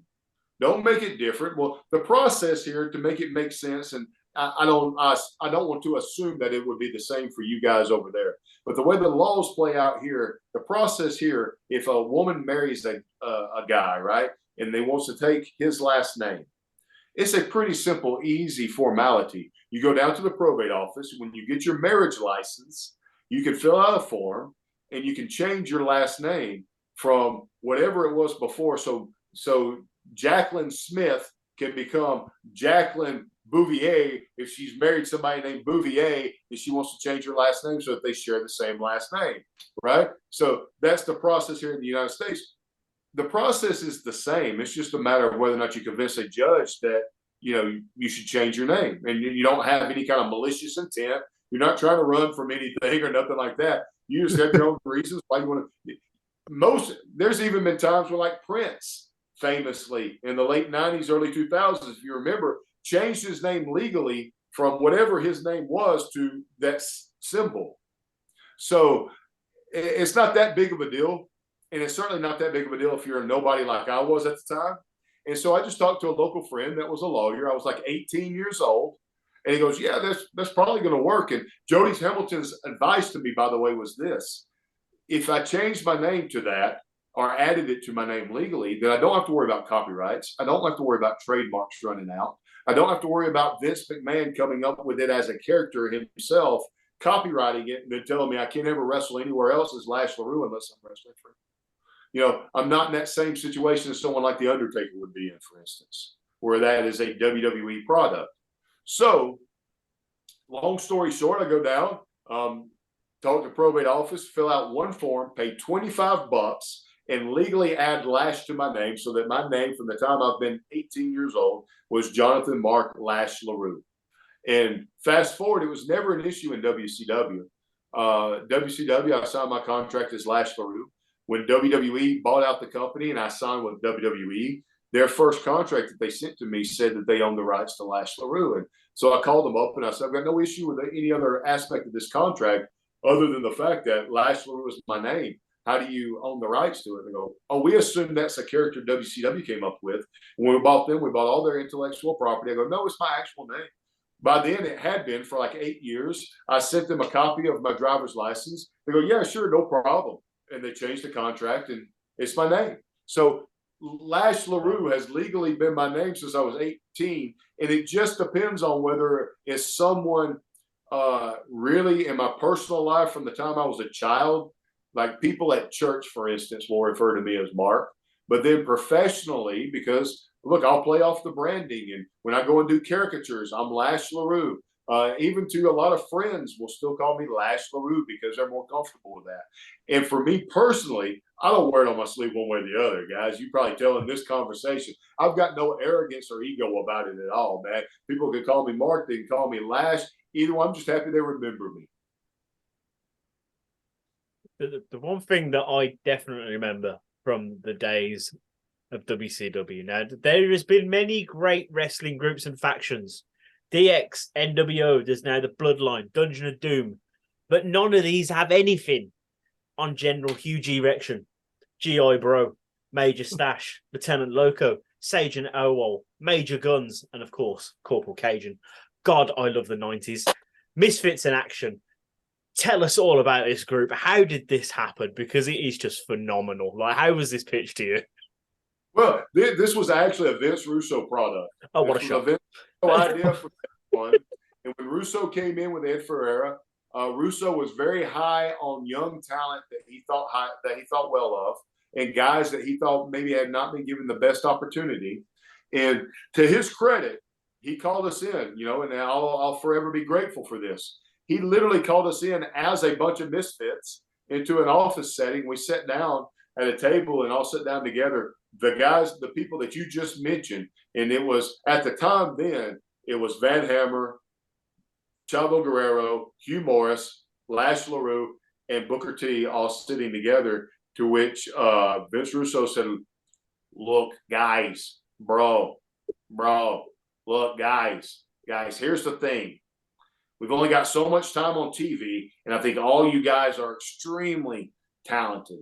Bro, I can send you home and you not be used at all, or I can put all of you together in this one group and, you know, basically call us Misfits in Action. It was his idea to call it the Misfits in Action MIA. It was his idea to say that the purpose of us was to give us some TV time and give a lot of talented guys TV time all at one time. So you kind of consolidate that, right? And then while at the same time, every show, if it's going to be a well-balanced wrestling show, needs a little bit of comic relief in there somewhere, right? And British wrestling has a great history of comic wrestlers, right? Comedic wrestlers. And so in the same way and in the same vein, he said, look, you guys go home. If you haven't ever watched the movie Stripes, watch the movie Stripes with Bill Murray and John Candy and those guys. You're basically going to be the comic relief of WCW. We're going to make you a military faction. And that was pretty much the extent of the input. And they gave us the names. Hugh Morris hated his name, by the way, for obvious reasons. But it was just such a fifth grade joke, right? It was such a juvenile joke. But what I take the most pride of in that is there's a perfect example, especially for young wrestlers that are coming along and they think that they've been handed something that they may think is crap. Now, for me personally, I was just happy to be on TV. As long as I could stay booked, I always felt like, give me an opportunity, put me in front of people, and I'm going to sell myself one way or the other, right?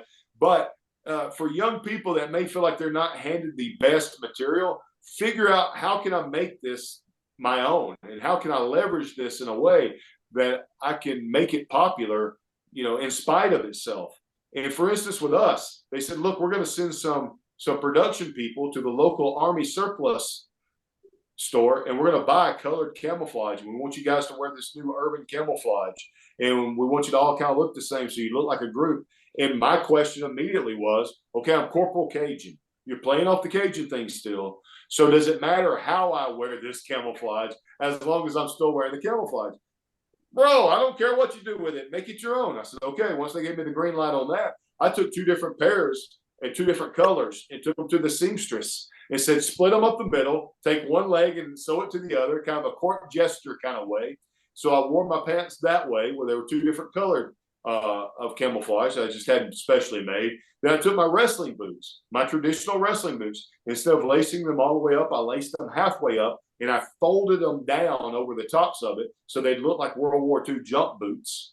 I wore gloves because military guys like to wear gloves, make you feel like. And then, I still wore my Mardi Gras beads, and I took the bucket hats that became really popular during Desert Storm, and I cut a hole in the top of it and pulled my hair through the top. If you want me to be over the top, I could be over the top. I could be goofy. I could be fun. I could be the comic relief. And so we kind of knew our role. But here's the thing. No matter what kind of court gesture comedy fodder you might be, at some point they're going to put you in the ring and the bell's going to ring. How do you perform once that happens? And so the 3 of us, especially between myself, Hugh Morris, and Chavo, we took great pride in our wrestling ability. And I think the fact that Hugh became the United States champion, and AWOL became the hardcore champion, and Chavo and I became the tag team champions, that's a testament to the fact that we got over and got popular with the fans despite whether or not we were meant to be a sort of a joke.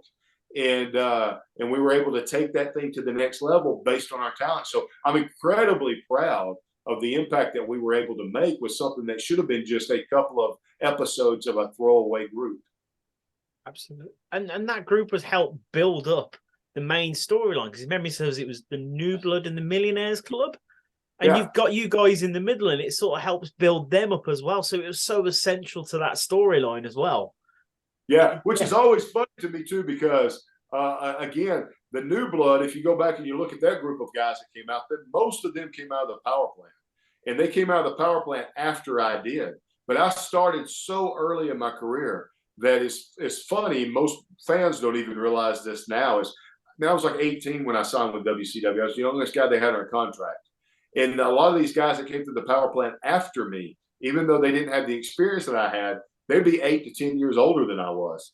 And so somehow I always got saddled with being older and more mature than I really was, so that even with the Millionaires Club, they sided us more often with the Millionaires Club, and they put me with the veterans, and all these young guys that were older than me coming out of the power plant, they put in the New Blood, And I've always found that humorous, that I've kind of taken my career took that bent. So same thing when I retired. I retired at such a young age that people don't realize that even now I'm the same age as AJ Styles. I'm about the same age as John Cena. I'm way younger than Dave Bautista. All these guys that came after me are older than even I was, or about the same age. Edge and Christian older than me. Hardy Boys older than me. That is absolutely that is nuts. It's funny because you don't think about it though, really, do you? Like, age never seems to be like, I'm not sat there going, how old are they? Why are they over there? Why are they not doing this instead? It's absolutely nuts. Yeah, so I retired at such a young age, man. I retired by the time I was 30, 32 years old, something like that. And so, you be out of the business. Next thing you know, you turn around and you've been retired for 13 years. And there's guys that are still out there and have never left wrestling that are older than you are. And you go, oh, okay. So that kind of led to me having my match that I had a month and a half ago for GCW in Chicago. So just very, very quickly before we jump on that, your finisher, the Samoan driver thing that you did, how did you come up with the finishing move? Because obviously it must, with this, I don't know. I'm just curious to know how finishing moves come about. How you know that's going to make more of an impact than others. Yeah, I totally created it, and I became the guy at the WCW Power Plant that was kind of known for coming up with creative moves and inventing things. And a lot of that was because I had that amateur wrestling background, and I'm a creative type at the same time. So every professional wrestling move in some form or another is based on a legitimate move, right? And so I had that legitimate background, and I could say, well, how can I turn that into something entertaining and something that has some impact to it? So my finishing move, the whiplash that I came up with, basically was me seeing that I could pick people up in a fireman's carry. And once I've got you up here, now I've got complete control. And I need something I can do on pretty much everybody. I've got strong legs for my size, so it's not that hard for me to squat somebody up. And then once I jump and I spin and bring them down, I'll pull their head in. Their legs are going that way. Physics is going to do the work for me, and boom, it's going to have a nice impact to it. The same was true. I can remember being at the power plant famously one day, and Wrath came in, who went on to be a part of Chronic, who was Atom Bomb in WWE. That was it. Yeah. So Brian Clark came in, and they were looking for a new finisher for him. And same thing, as I said, let's talk through some things. So what's some stuff? I would start with moves that maybe you don't see too often anymore. And one move that I always thought was cool, but lost its impact because there were more impactful moves that came along that made it look small in comparison, was the pump handle suplex. But I always thought a pump handle suplex had a unique look to it, right? It's like you hook that guy up like you're putting them almost in an abdominal stretch or something. You've got their hand and you pull them out and you suplex them, right? Just an easy flip, right? Well, I told Wrath, I said, as tall as you are, because the first idea I had was maybe something with the pump handle suplex. The other idea that I had with Wrath was I always thought a great impact finish that nobody really uses anymore was when British Bulldog would do that running power slam. And it's an easy bump. You just put the guy up on your shoulder, you run with him, and you just drive him right down, right? Great look to it. Well, Brian was so athletic for his size, and here's a really tall guy. So when you bring somebody up that high, it looks more impactful already anyway. I said, what if you spin that guy like a pump handle suplex, but when you get him to your shoulder, just turn him and set him on your shoulder, then quick release with that power slam, and you can hit him with that, right? Boom. So they did that. I think they called it the meltdown or something like that. And that became his finishing move. And about 2 weeks later, I think Edge or somebody started using it. And it, after they saw it on TV. So that's one of those moves that I uniquely, totally created myself. And I don't give myself a lot of credit for that sort of stuff because I don't like to brag on myself or toot my own horn. But, I think I think that it was Sherlock Holmes that had that famous quote, right? Where he said to diminish one's truth as to over exaggerate them. So it's the same type of mentality there. Is as I get older, I don't mind sharing those types of things, but I would do that. Diamond Dallas Page would come down there a great deal, and we're always looking for unique ways to get to the diamond cutter. I was that guy that would come up with those moves, and I was always trying to put something in a match that would be unique and different. I did a couple of different power bombs and suplexes.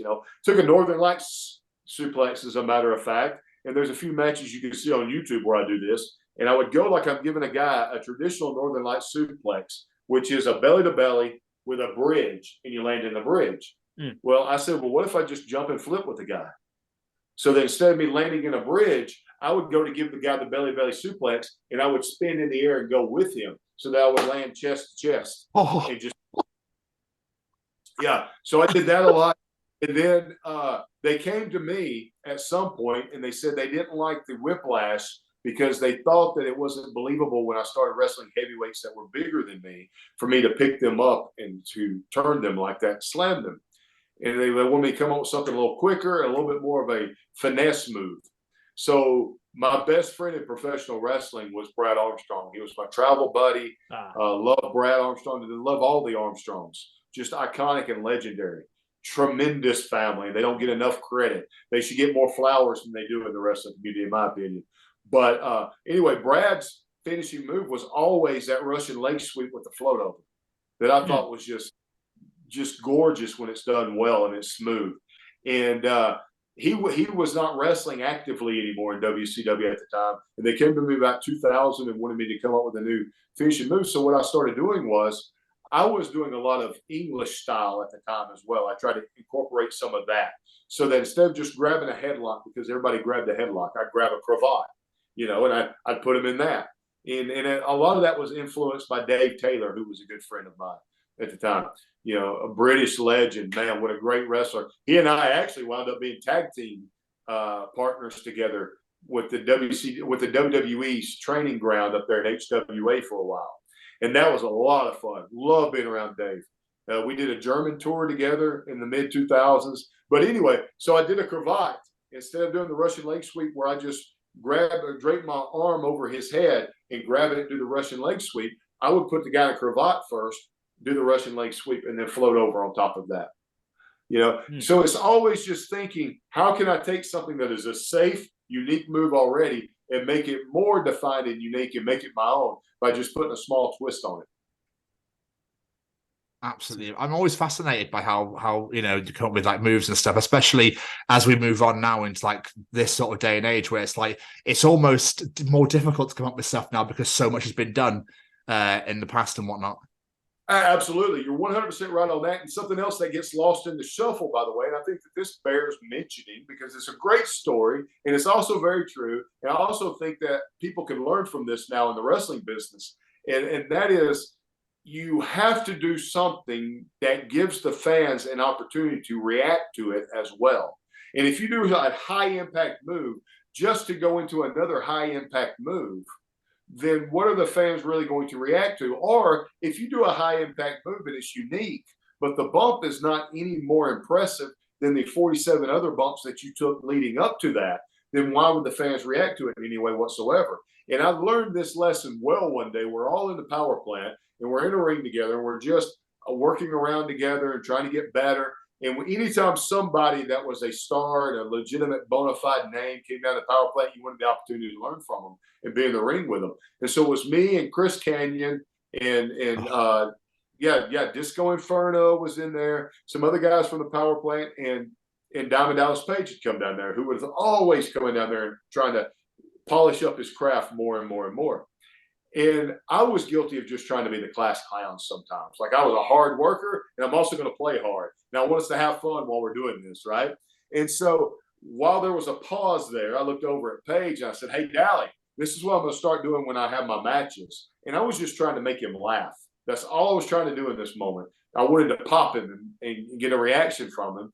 And at that time, you had The Rock obviously doing the people's elbow. And you had Road Dogg, who was another Armstrong, by the way. Yes. Doing the shimmy shake and dropping the knee on people, and that's entertaining. And then you had, it's very entertaining as well, you had Scotty 2 Hotty would do the worm and pop up and do the boom, drop the elbow. And I was recognizing and realizing the fans were reacting to that stuff, right? They would go crazy for it because you gave them an opportunity to stop, be entertained, enjoy this, and it's a nice little change up in the match. So I looked at Dallas, and I was being just funny. I wasn't being serious when I said this. But I said, "Dallas, this is what I'm going to start doing in the match because all these guys are doing these other ha-ha little moves and these little fun moves and entertaining moves. I'm going to punch the guy. I'm going to jab him 3 times. Then I'm going to dance like James Brown. I'm going to do the splits. I'm going to pop up, and I'm going to clothesline." So I did that while I'm telling him about it, and I didn't hit somebody with it. And he saw me do the splits and pop back and goes, "Bro, you got to do that every match." And I went, "What, really?" And he goes, "Yes, do that every single match." And that became like a signature move for me. And probably the best reaction I would get in a match would be when I would do that Bourbon Street Blues is what I wound up calling it, because it had the dancing in it and the whole deal. And it was a nice change up in a match to transition from one point to the other, to give the fans a break from all the big high impact falls and just give them a chance to be entertained for a second, catch their breath before you go into the next thing. And it was popular enough. Actually, it wasn't long after I started doing that Ernest Miller came out and started doing the "I Am the Greatest" James Brown shtick, because it was entertaining. And that, again, that's one of those things. Do I look at that like the cat stole my splits and turned it into a whole gimmick and took it? No. I mean, what I'm doing is different from that. And to me, that's like saying that Ric Flair or Dusty Rhodes are stealing one another's figure four leg lock back in the 80s. No, man, they just did it different ways, and they're different personalities. Their presentation is going to be slightly different. There's enough room for all of that professional wrestling. And so I take pride in the fact that it was enough of a move that, man, it helped us both. Absolutely. Like, to think that, as Tom was saying earlier, there isn't really much originality you can have. You can put so many different variations. Like you were saying there, that thing you came up with. You think back to Dusty in the 80s. But boom, exactly. It's just another variation of that. You know, 100%. So the truth is I think when it comes to most anything in life, at this point in history, what hasn't been done is some capacity, right? You could sit there and pick something apart and you could say, all right, you guys are just another podcast. No, you are a podcast that brings a different spin to it, a different slant. And on top of all of that, even if you tried to copy somebody else 100%, whether it's in wrestling or whether it's in art or anything else, I've got great influences when it comes to my caricature work. But I could try to draw just like somebody else. And just because of the small nuances and the variations of my own personality, it's not going to look just like they're drawing when I'm done. And so it evolves into my own style. Same thing, I can go out and try to have, hey, for that matter, look at this. The more people look back in history of professional wrestling, and I don't know if you guys would even know this guy or not, but there was a guy that became pretty popular that gets a lot of credit now, and he should. He was a great wrestler, and he was Nature Boy Buddy Landell. And even at one point, do you remember the name? Okay, well, even in the late 80s, early 90s, he was a good enough wrestler and was so good that they tried to actually bring him into the NWA and WCW and put him against Flair and have this battle of the Nature Boy thing, right? And it didn't work out only because he had a lot of demons and he had a lot of struggles and he had some difficulties like a lot of wrestlers do. But it wasn't because he wasn't a great talent, a great wrestler. And he could try to rip off the Nature Boy 100%, but he still came off as Buddy Landell. And he had the robes, he had the struts, they had the same haircut, but they were just different people. And really, the Nature Boy Ric Flair, for all of his legendary status, and he deserves every bit of it. There's nobody that he's not going to be one of the three wrestlers you mentioned off the top of your head if you ask the average person about professional wrestling. Go, hey, can you name me professional wrestlers? And they're just casual fans. They're probably going to say Hulk Hogan, The Rock, and Ric Flair or something like that, right? Yep. Well, Ric Flair was not the original Nature Boy. Nope. Matter of fact, here's a great story I got from Dusty himself. So it's an absolutely true story. Dusty was sitting there talking to us one day before an event when I was wrestling for TNA. And he was telling a story about Ric Flair. He goes, I can tell you about Ric Flair, baby. And he told this story about how when he would come up from Florida, Dusty became a little bit of a star before Flair did. And Dusty became a star pretty young regionally when it came to Florida and all that area. And they sent him up, I think Minnesota or someplace like that. And the way Dusty told the story was when he came to this other territory up there, they would get other local talent to drive around the wrestlers and help host them so that they could travel freely while they're there. And so he was riding with Ric Flair. And Flair at the time had a day job. He wasn't wrestling full time. And he looked at Dusty, and Dusty said that he told him the story that he goes, hey, Big Dust, I'm thinking about taking a year off from my regular job and just putting all of my emphasis and all of my energy into professional wrestling and seeing if I can really make this. And if you look at old pictures of Flair before the plane crash, man, looked like an offensive lineman in the NFL. I mean, he was just boom. He was like a powerlifter physique. His hair was short and cropped. He had kind of an Uncle Fester look to him. And so he goes, he said, I'm thinking about doing this and trying it out. He goes, but I realized for me to be a big star in this wrestling business, I need a better gimmick. So I'm thinking of growing my hair out, dyeing it blonde and getting a perm and calling myself Rambling Ricky Rhodes. What do you think about that? And Dusty said, nah, baby, I really think you should do your own thing, you know? And all of a sudden you look at a story like that and you go, okay, what if Ric Flair had just said, well, you know, the hell with it, I'm going to be Rambling Ricky Rhodes. I'm going to get the perm, and whether Dusty likes it or not, I'm going to kind of trade off of his name and kind of get that rub. He would have never been the legend that he is now, you know. But even still, with him being the legend that he is now and making the Nature Boy Ric Flair his own thing and becoming the greatest, he is the greatest Nature Boy of all time. But he's not the first Nature Boy in professional wrestling.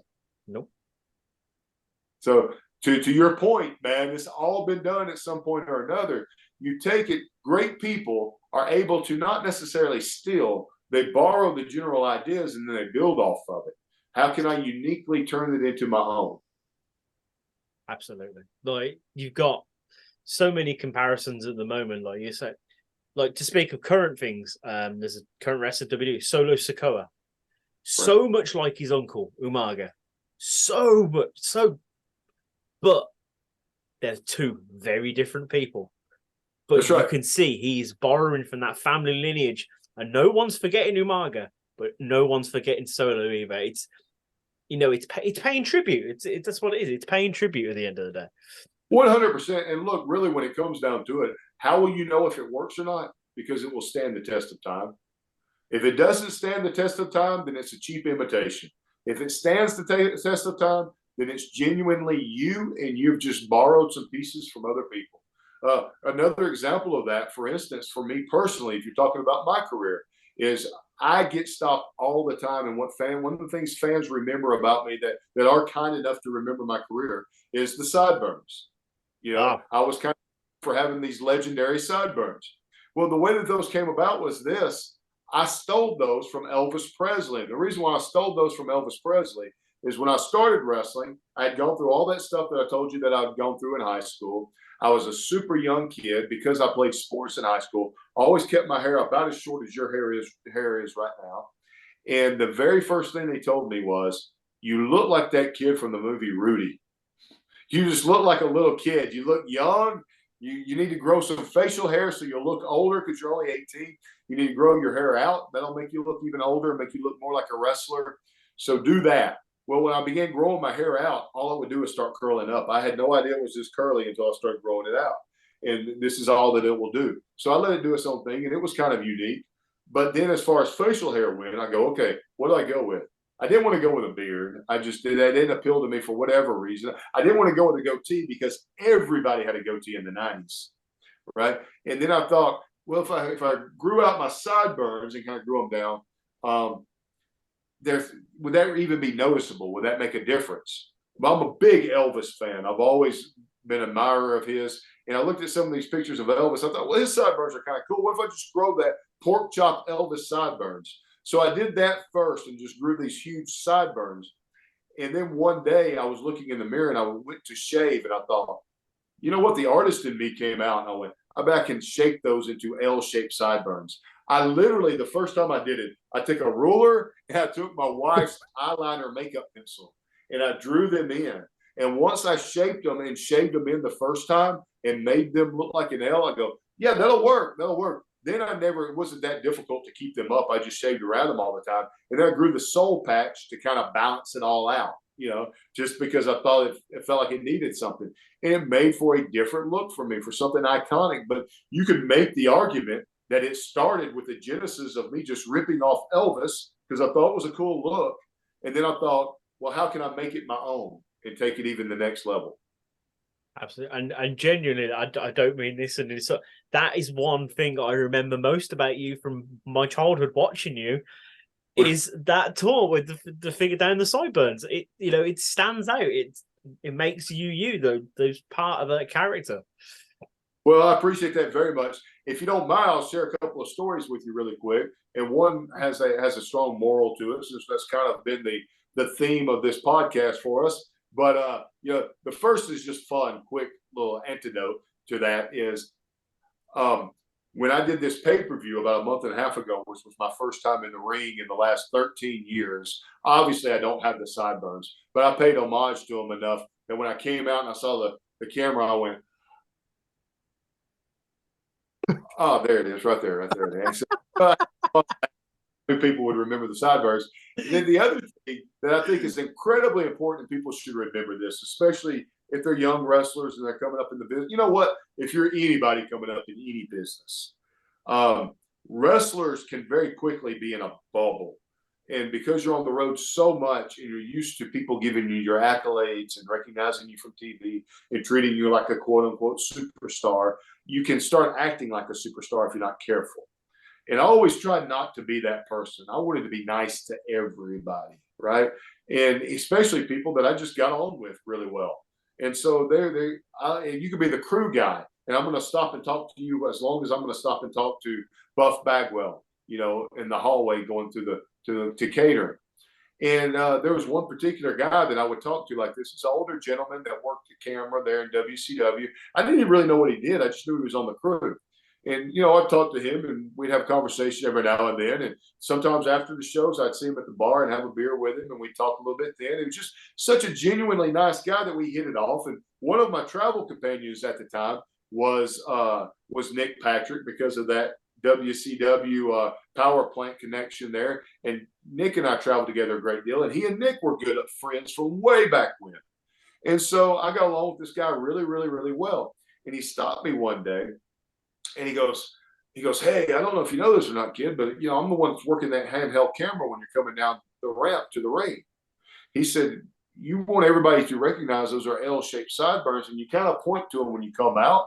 He said, how about when you come down that ramp, as you're coming down the ramp, do that, and I'll do the rest. And it became this thing where we worked together almost like a dance. As I'm coming down the ring and I'm looking at the camera, I would do this, and he would put the camera right in my face, and I'd spin off from it. You know, and we always played, and I knew to look for him and he knew to look for me. And it turned out that not only did that benefit me greatly because he helped me out so much and it made an impression to wrestling fans, but also that cameraman wound up being Jackie Crockett. He's one of the Crockett brothers that owned the NWA. And when they sold it off to Ted Turner, he stayed on because he liked the wrestling business so much. He didn't have to work. He just liked working the camera. And he was such a great guy. Yeah. That's amazing. Absolutely. You never know who you're talking to, man. You never know who you're talking to. So the good rule of thumb is I always treat people with the same level of respect that they treat me, and I want to be as genuinely good to them as they are to me.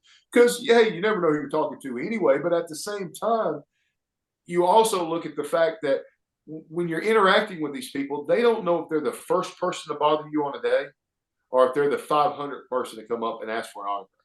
So, you know, Brad Armstrong used to always say you treat each person like they're the very first person to ask you for an autograph that day. And, you know, in the same vein, Bobby Eaton, beautiful Bobby Eaton used to look at me and he'd go, Lash, I'm going to tell you, it don't cost you a dime to be nice to people, not a dime.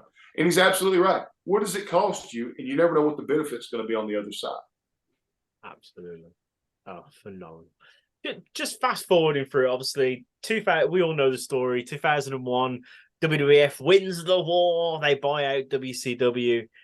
But they sent you to developmental, is that right? Yeah. And that was not the plan. And that was not the expectation either. And so yeah. So I guess to be able to elaborate on that for you a little bit, expound on it, when WCW was bought out by WWE, it just so happened in the build-up to that, I was sitting at home. And the reason why I was sitting at home is the MIA had played itself out. WCW was so convinced that Eric Bischoff was going to purchase it with some other business partners that Eric was hanging out backstage at the shows, and most people were taking his orders because they're thinking this guy's going to be the next boss. So they're going to start taking his orders again too. The last match I had in WCW was against Rick Steiner. And one of the things that Eric wanted to accomplish was he had felt that Vince had diminished some of these big stars at the expense of the younger stars when he came in and started taking someone like a Rick Steiner and putting him with Tank Abbott and having them dance and act goofy to try to give them personality or whatever. He felt he had taken that aura of a monster that you don't mess with the dog-faced gremlin away from him. At the same time, he wanted to make him look strong. They were deciding what they're going to do with me next. And we were at a Thunder taping As a matter of fact, I think it was in Huntsville, Alabama. And I knew I was wrestling Rick that night and knew we were going to have a match, and I knew he was going to beat me. And as Eric is walking past me in the hallway backstage, he looks at me and he goes, "Cut your hair. It looks goofy," and just keeps walking. And I thought, that's kind of harsh and random. You know what? And yeah. And to his credit, he goes back to me about an hour later and he goes, "Hey, I didn't mean for that to come off the way that it came off." He goes, "Look, here's what we're thinking. We want Rick to look like a star, to look like a big monster again, superstar. And we want to give you a reason to go home for about 4 weeks. We'd like to give you a different look from the MIA. Get you to cut your hair, look slightly different." I wasn't crazy about the cutting the hair thing because I thought that was unique to me. And at that time, all the guys coming out of the power plant had that same haircut. Yeah. But, either way, I was going to do whatever they asked me to do. So I said, "Sure." And he goes, and I'd gotten a little pudgy from the Misfits in Action. I got to wear a shirt on TV. So I didn't have to be lean, And he said, "Lose a little bit of weight, lean up, come back strictly as a cruiserweight. We'll put the cruiserweight title on you and give you a little bit of a run with it. While at the same time, we'll give you a reason to go home for 4 weeks by having Rick Steiner just annihilate you, and that makes him look strong as well." And so we went out and had our match. Rick Steiner beats me down. He does the whole deal where I think he gives me a couple of those Death Valley drivers, and I'm holding my ribs and selling that. And they put me in an ambulance even and drive me off. And so I go home, and I'm leaning down. I've cut my hair. I've been home for about 3 weeks, and then I watch it live like everybody else does because they kept it secretive, even among the guys that wrestled for WCW. And then you see that the company's been sold and WWE's bought it. Well, I get a call about 2 weeks after that while you're in limbo wondering what's next. And Johnny Ace, who was the guy that was working with WCW at the time, that now that WWE purchased him, they went to Johnny to be kind of the talent liaison between the WCW guys and WWE office. So Johnny was the one that called me up, and he goes, "Hey, Lash." I go, "Yeah, John." He goes, "I got good news and I got bad news, kid." I go, "Give me the bad news. I'm a bad news first guy, Johnny. Just let me know. Let me have that." He goes, "The bad news is Vince is only interested in 24 guys from WCW." "Okay, that's well enough. What's the good news?" "Well, the good news is you're one of them." "All right, Johnny, that's great. Wonderful. What do I need to do?" "Nothing right now. Just sit tight. We'll call you in a couple of weeks." Okay. They called me in a couple of weeks. And I asked them about the contract, everything else. They said, no, WWE was just going to assume my WCW contract. Be no big deal at all. We're trying to figure out how they want to move forward on it. And then about a week after that, my contract is about to roll over to my last WCW year, and I'm about to get a substantial pay increase. And so he calls me up the Friday before the Monday that's going to roll over. He goes, "Hey, Lash, Vince has decided he wants you to sign a WWE contract." "Okay, no problem. What does that mean?" He goes, "Well, and the way the contracts were structured, WCW versus WWE, WCW got a far more guaranteed deal. But you didn't get the residuals and the draws off of each shows like you do in WWE. So in WCW, you can't make it for the year. And the only time that varied was off of merchandising. You didn't get anything like that. Well, in WWE, you got extra for all those shows that you worked. And obviously there's residuals for pay-per-views and royalties for that sort of thing. So he told me, he goes, "Look, we want you to take a huge pay cut, and it's going to look dramatic. But, man, you're a workhorse in WCW. And if you work for us at the same level that you worked in WCW, you're going to make more money at the end of the year anyway." And my mentality was, look, if I'm paying my bills and I'm living a comfortable lifestyle, I really don't care that much about the numbers. As long as I'm doing good business, I'm living a dream. What's the big deal? So I go, "Sure, no problem. Send it over." So I took a $150,000 pay cut. Took a $150,000 pay cut to go to WWE. And then I asked them, I said, "What's the plan? What's next?" They said, "Sit tight. We'll call you in a week." They called me in a week. They said, "Hey, Lash." "Yeah. Vince loves the Raging Cajun gimmick. He likes the He goes, "Here's the deal. Though they want you to go to Cincinnati where they have a training center and help train some of those guys. You'll be up there for about 4 weeks until they figure out a way to write you into TV." "Okay, no problem at all. When do I leave?" "We need you to be there by Monday." Okay. So I go, you guys going to send me a ticket? What's the deal? Because the rule of thumb in wrestling was anything over 300 miles, they fly you. Anything under 300 miles, you drive. Yeah. Well, it's well over. It was like 500 miles up there in Cincinnati. And but Johnny, again, he goes, you probably want to drive yourself up there. You save more money in the long run. You don't have to worry about a rental car, the whole deal. Whatever. No big deal. I'll drive up there. I go up there, and once I get up there, and I've been there for about a week and a half, I'd be there a week and a half longer. I'm there for 4 weeks. 4 weeks turns into 6 weeks. 6 weeks turns into 8 weeks. 8 weeks turns into 3 months. 3 months turns into 6 months. 6 months turns into 9 months. And meanwhile, they're not communicating with me at all. And now I'm realizing they're treating me just like they're treating the other trainees. They're not treating me like somebody that's there to help train. And they're expecting me to be there training 4 days a week, like I did at the power plant. They're expecting me to work all the shows up there that they put on locally to help those guys learn, but I'm not getting paid anything extra or additional for that. And because none of these are considered WWE shows, I'm only getting that downside guarantee. I'm not getting any extra money at all. And every bit of that's having to be sent back home to my family. You add to that the hardship of you're stuck up there. You don't know where the light is at the end of the tunnel.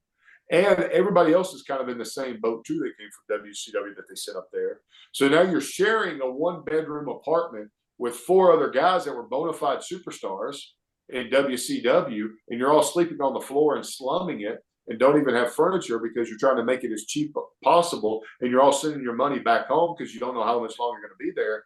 And at the exact same time you're doing that and having to pay those kind of dues, WWE starts this show called Tough Enough and puts all these guys that's never wrestled before in a mansion and pays for everything and puts them on TV. And so that's the mental gymnastics you're having to play with in a psychological game that you're, fighting through at 24, 25 years old.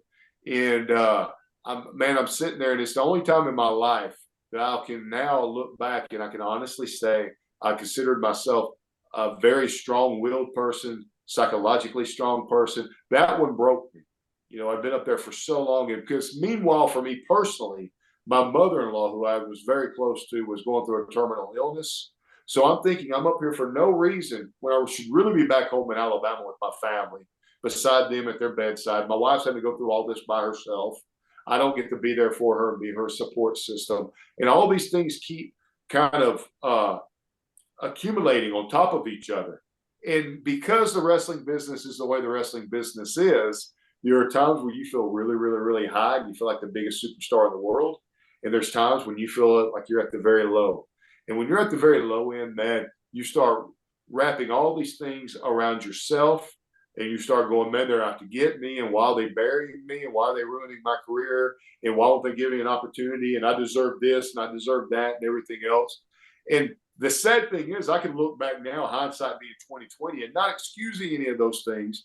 But dude, for the most part, look, there was nobody out to get me. They just bought WCW. At some point, they had like 12 or 14 guys under contract that had all been world champions. Should I be surprised that there really wasn't room for me on TV? Now, the communication could have been a little bit better, but I also could have had a better attitude about it. I could have tried to make more out of it.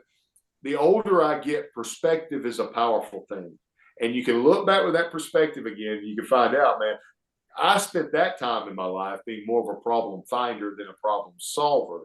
And again, I want to allow myself to be put in that kind of situation.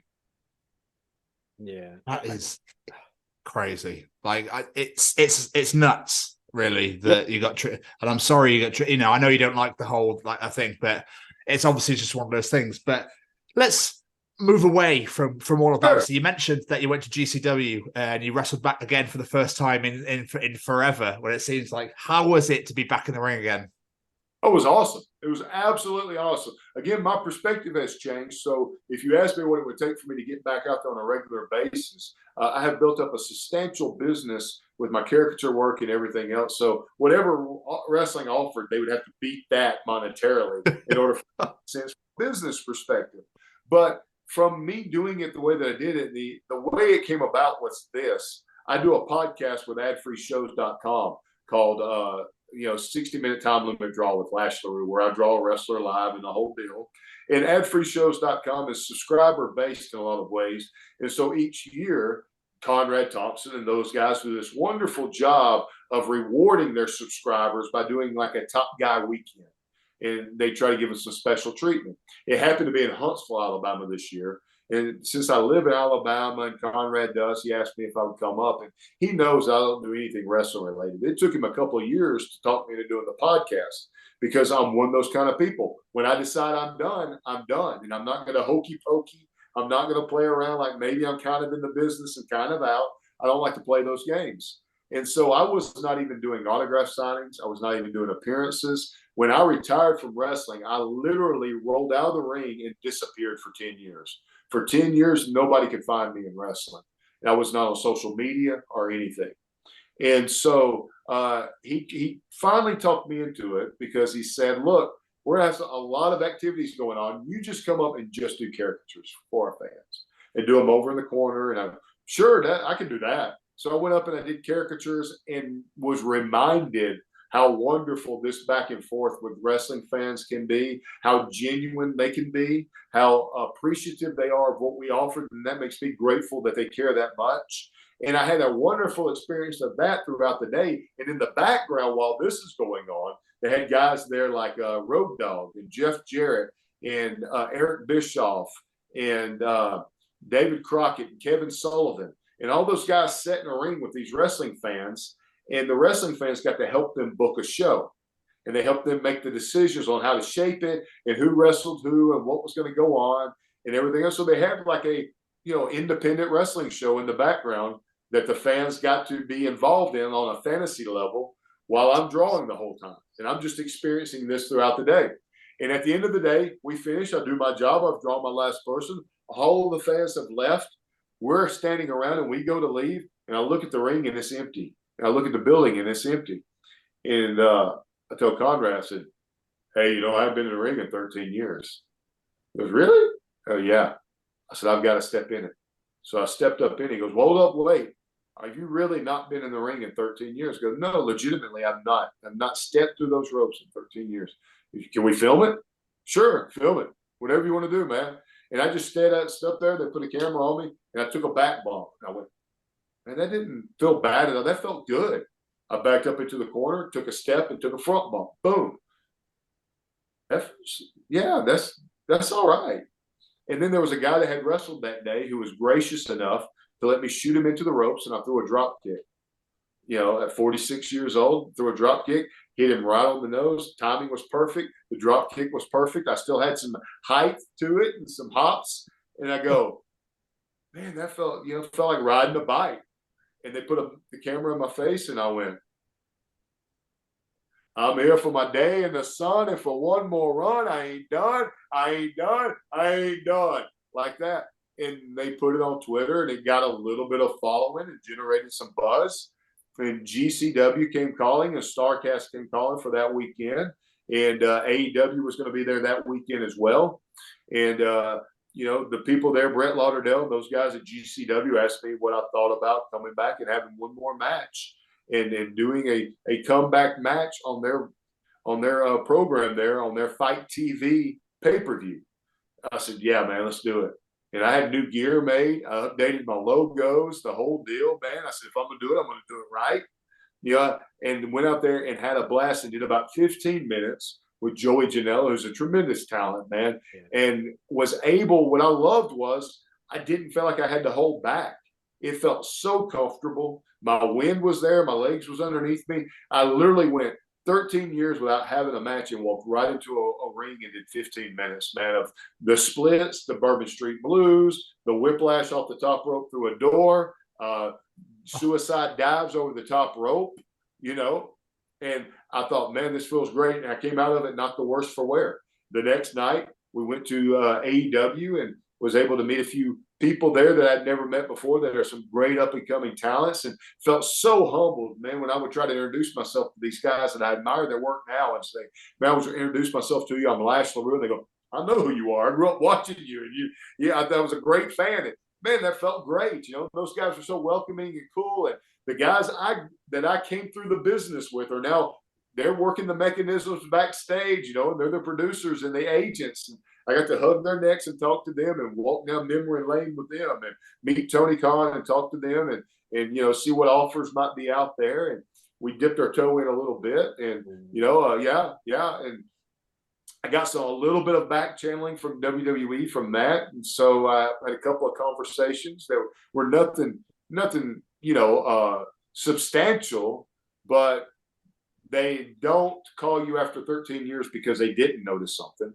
So, you know, I don't know. It's the wrestling business. The wrestling business means that I could be a week away from signing with somebody, or I could be 10 months away from them sitting around in a booking room and deciding that, hey, Lash would be a great fit for this, or nobody could ever call me again.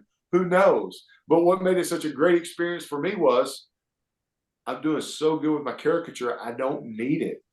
If it works out and it's wonderful and that door is open, great, let's make some magic happen. And if it doesn't, man, I'm perfectly fine with shadow boxing those new tights and calling it a career. You know, I'm good either way. I think it's something really important to point out. Then you were saying, like, you went backstage AEW, people are like, I know who you are and everything. Like, people who are watching this and didn't watch WCW back in the day. People need to realize people were like, oh, the heavyweights, blah, blah, blah, but everything. WCW is like that cruiserweight division. No matter what you say about WCW, that cruiserweight division. Oh, yeah. Like, so it doesn't surprise me the amount of people that you see wrestle today that were inspired by you and Jericho, Dean Malenko, Benoit, all those people, because what an incredible division you worked in. Well, thank you. It means a lot to me for you to say that, because you know, you had that when they first started bringing in that cruiserweight division and creating what it became, and that's totally an Eric Bischoff product there, man. And him working closely with Conan, and Conan bringing in a lot of that luchador style and talent. But you had all these luchadors who were used to this style and very comfortable with it. And then you had some American wrestlers that were more technical wrestlers. So some of the guys that you mentioned there early on in the cruiserweight division were guys like Dean Malenko and even Eddie to a certain extent, even though he's of Mexican descent. But even Eddie and Chris Benoit and Dean Malenko and all those guys were more technically based than they were lucha style based. You know what I mean? And once the luchador styles really started taking off and you saw the high flying maneuvers, the only guys that could do that stuff about 97, 98 were the luchadors and me and Billy Kidman. So the reason why I was able to kind of make a spot for myself was they didn't have that many American wrestlers that could do that style, you know, and I just kind of taught it to myself and would watch it and be able to go out and have those matches. And it was unique because you had someone that could do this wrestling persona and character that I had, this gimmick, if you will, on top of being able to carry that style and on top of being able to work well and have good chemistry with the other Mexican wrestlers that they brought in. I've just realised like how long we've been talking, and I feel like we could talk for another 7 hours. Like, this has been so much fun talking to you, Lash, but we obviously do need to start bringing this somewhere at some point. But looking back on your career, like, is there anyone you wish you'd got the chance to get in that squared circle with that you'd never got the chance to do? Oh, there's plenty of them, man. And at the top of the list is Brad Armstrong. I would have loved just to have a pure wrestling match with him because he was so good, so good.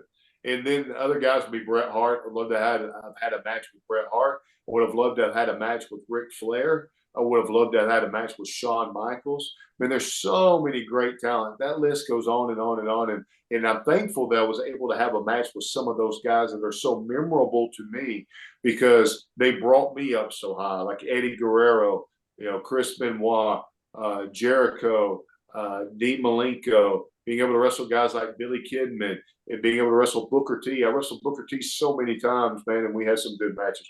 Rey Mysterio, we had unbelievable chemistry. We could do stuff that nobody had ever seen and that we had never done before without even talking about it. We would just fill each other out, and I could shoot him up in the air, and I'd turn around and realize he landed on the top rope. And then I'd turn around, and he'd jump off and give me a hurricane run, and I'd just catch him and go with it. You know, things like that. And that's where the magic is really made because you need a good dance partner that you can trust and be creative with in the moment, because you don't know what the fans are going to react to until you're in the ring. So those guys, man, and the fact that I was able to wrestle Kurt Hennig and actually have a win over him, wrestle Scott Hall and have a good match with Scott Hall. I mean, those things are so memorable. I can remember one particular moment in my wrestling career. It's one of the few times when I just turned into a fanboy right in the moment, because I always tried to carry myself extremely professionally. When I was young, especially, and starting out in WCW, I thought, man, they're going to figure out that I'm just some kid that's got no business being here. I gotta look like I know what I'm doing and that I'm professional and belong. But I had a match, and I don't even remember who the match was against, but it was during that time when they were taking Macho, and the Macho Man would come out, he would interrupt the match, he'd clear the ring, and then he'd set the chair in the middle of the ring and cut a promo, right? That was his way of getting a crowd reaction. Well, he came out to clear the ring, and it was my match. And he gives me the elbow off the ropes, boom, I take the bump, and he goes up the top rope. And I look up, and I realize as he's doing this, man, that's the Macho Man about to drop an elbow on me.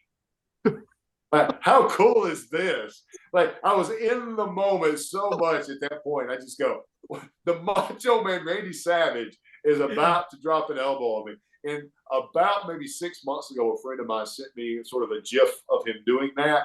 And I keep it on my phone all the time now. If I ever want to be reminded that I did something of substance in my life, the Macho Man dropped an elbow on me.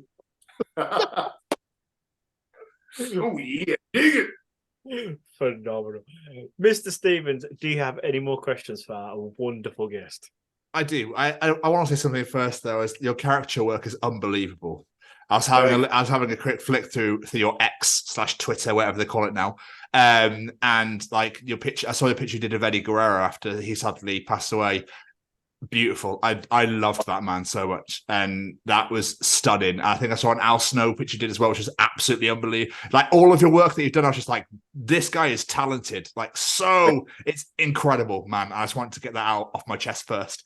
But what I wanted to ask was, did you ever think that, obviously through all the hardships and the turmoil you went through as a child growing up and whatnot, that you'd ever be where you are today? I couldn't fathom it, and I couldn't dream it from the standpoint of having a clear, conscious idea of what it might look like. But as far as overall success and ambition and that drive that's in my spirit, I'm not heavy-handed with my faith at all. I'm not. If people ask me my opinions and they want to know why I believe the way that I believe, and if someone's interested in faith, I'll sit down and have a theological and biblical conversation with you all day long. But this is the point where I get to say, all right, yeah, this is the reason why I'm wired the way that I'm wired and why I believe what I believe. I'm very strong in my belief. I believe we were put here by a creator, no matter what you call that or how you see that. I think we were designed to be here. I don't think it happened by accident. I don't think that the atoms just happened to align in a certain way and boom, all of a sudden life just existed.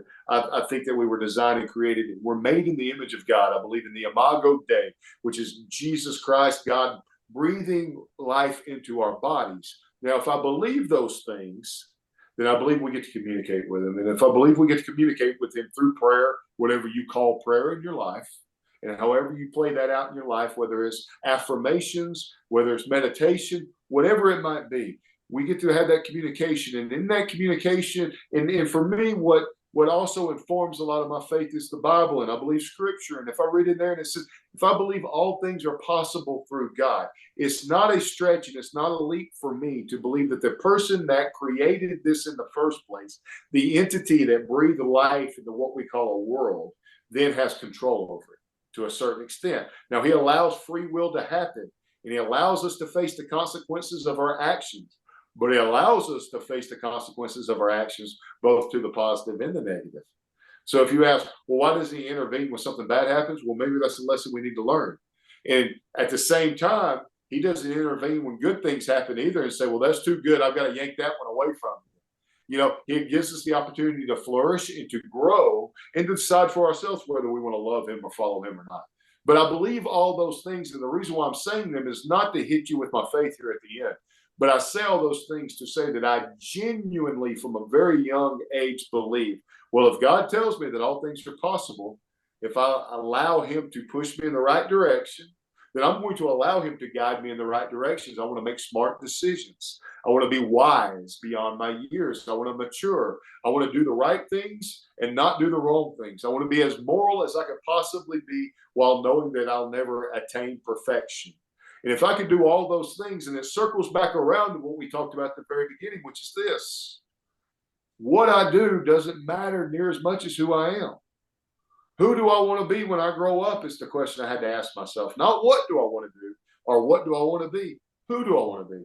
And we have to ask ourselves that every day, and it becomes a constant check on our lives. You're not where you want to be in your life. Are you not accomplishing the things you wanted to accomplish, or did you think you were going to be far more successful? Then take some ownership and say, what can I do today to start changing and chipping away to being that person who I want to be? When I shared with you guys about me going through that journey of losing 100 pounds and getting back into shape, and going through that journey of trying to get better at my craft and put some tools in the toolbox when it came to caricature and figuring out how to turn that into a business. All of that were building blocks into trying to become who I want to be. And who I wanted to be was somebody I could take pride in my appearance. I could take pride in my accomplishments, take pride in my work ethic. I could take pride in building up a business. And now I have this thing that is uniquely mine when it comes to my caricature business. And nobody can take it away from me. It's not dependent on whether or not WWE signs me to a contract. It's uniquely mine. And if my phone stops ringing tomorrow and nobody's booking me out for a show, they still can't stop me from going and buying a booth at the Renaissance Fair and setting up a tent and drawing caricatures and selling them individually. It's a talent. People can't take that kind of stuff away from you. So, that's the biggest thing that I like to try to push forward towards people is I think sometimes we stop believing in ourselves for whatever reason, and we allow the world to tell us we're less than what we are because of circumstances, or maybe we were born into a poor family, or maybe we weren't given the best opportunities in life from the outset. Okay, maybe you're starting at a deficit compared to somebody else, but you still live in a world where so much is right there at our fingertips for us to make that change for ourselves and be whatever it is that we want to be. And the sky's the limit. The only person limiting you is you. Absolutely. Lash, you are an absolute legend. I'm going to have to throw that out there. You are a massive inspiration, and this has been incredible beyond belief. Thank you so much for taking the time out to sit and chat to us today. Hey, man, you guys are awesome. I do this all the time, man, and that's the reason why no problem with how long it goes, because it seems like just a drip in time, man, because it's awesome to have great conversations. They're meaningful conversations. Absolutely. But, dude, we all have a story, right? Mine sounds more dramatic than other people, but we all have a story. We all got to live our own lives, man. And hey, I appreciate you guys giving me the opportunity to come on here, spend a little time with gentlemen and scholars. You are indeed men of culture, and it has been. Before we let you get out of here, though, sir, any plugs, social medias, websites, anything you want people to go and check out? Not necessarily. I'm pretty easy to get a hold of. You guys can drop me a DM if you follow me on X at Lash Can Draw. A little double entendre there. Or if you want to reach out to me directly, personally, believe it or not, this is not a rib. This is the truth. My email address is very simple and very easy for the last 25 years. How about lashwcw@aol.com? You can vouch for me that is a legitimate email address. So, I've always been an open book, man. I'm pretty transparent. I'm pretty easy to get a hold of.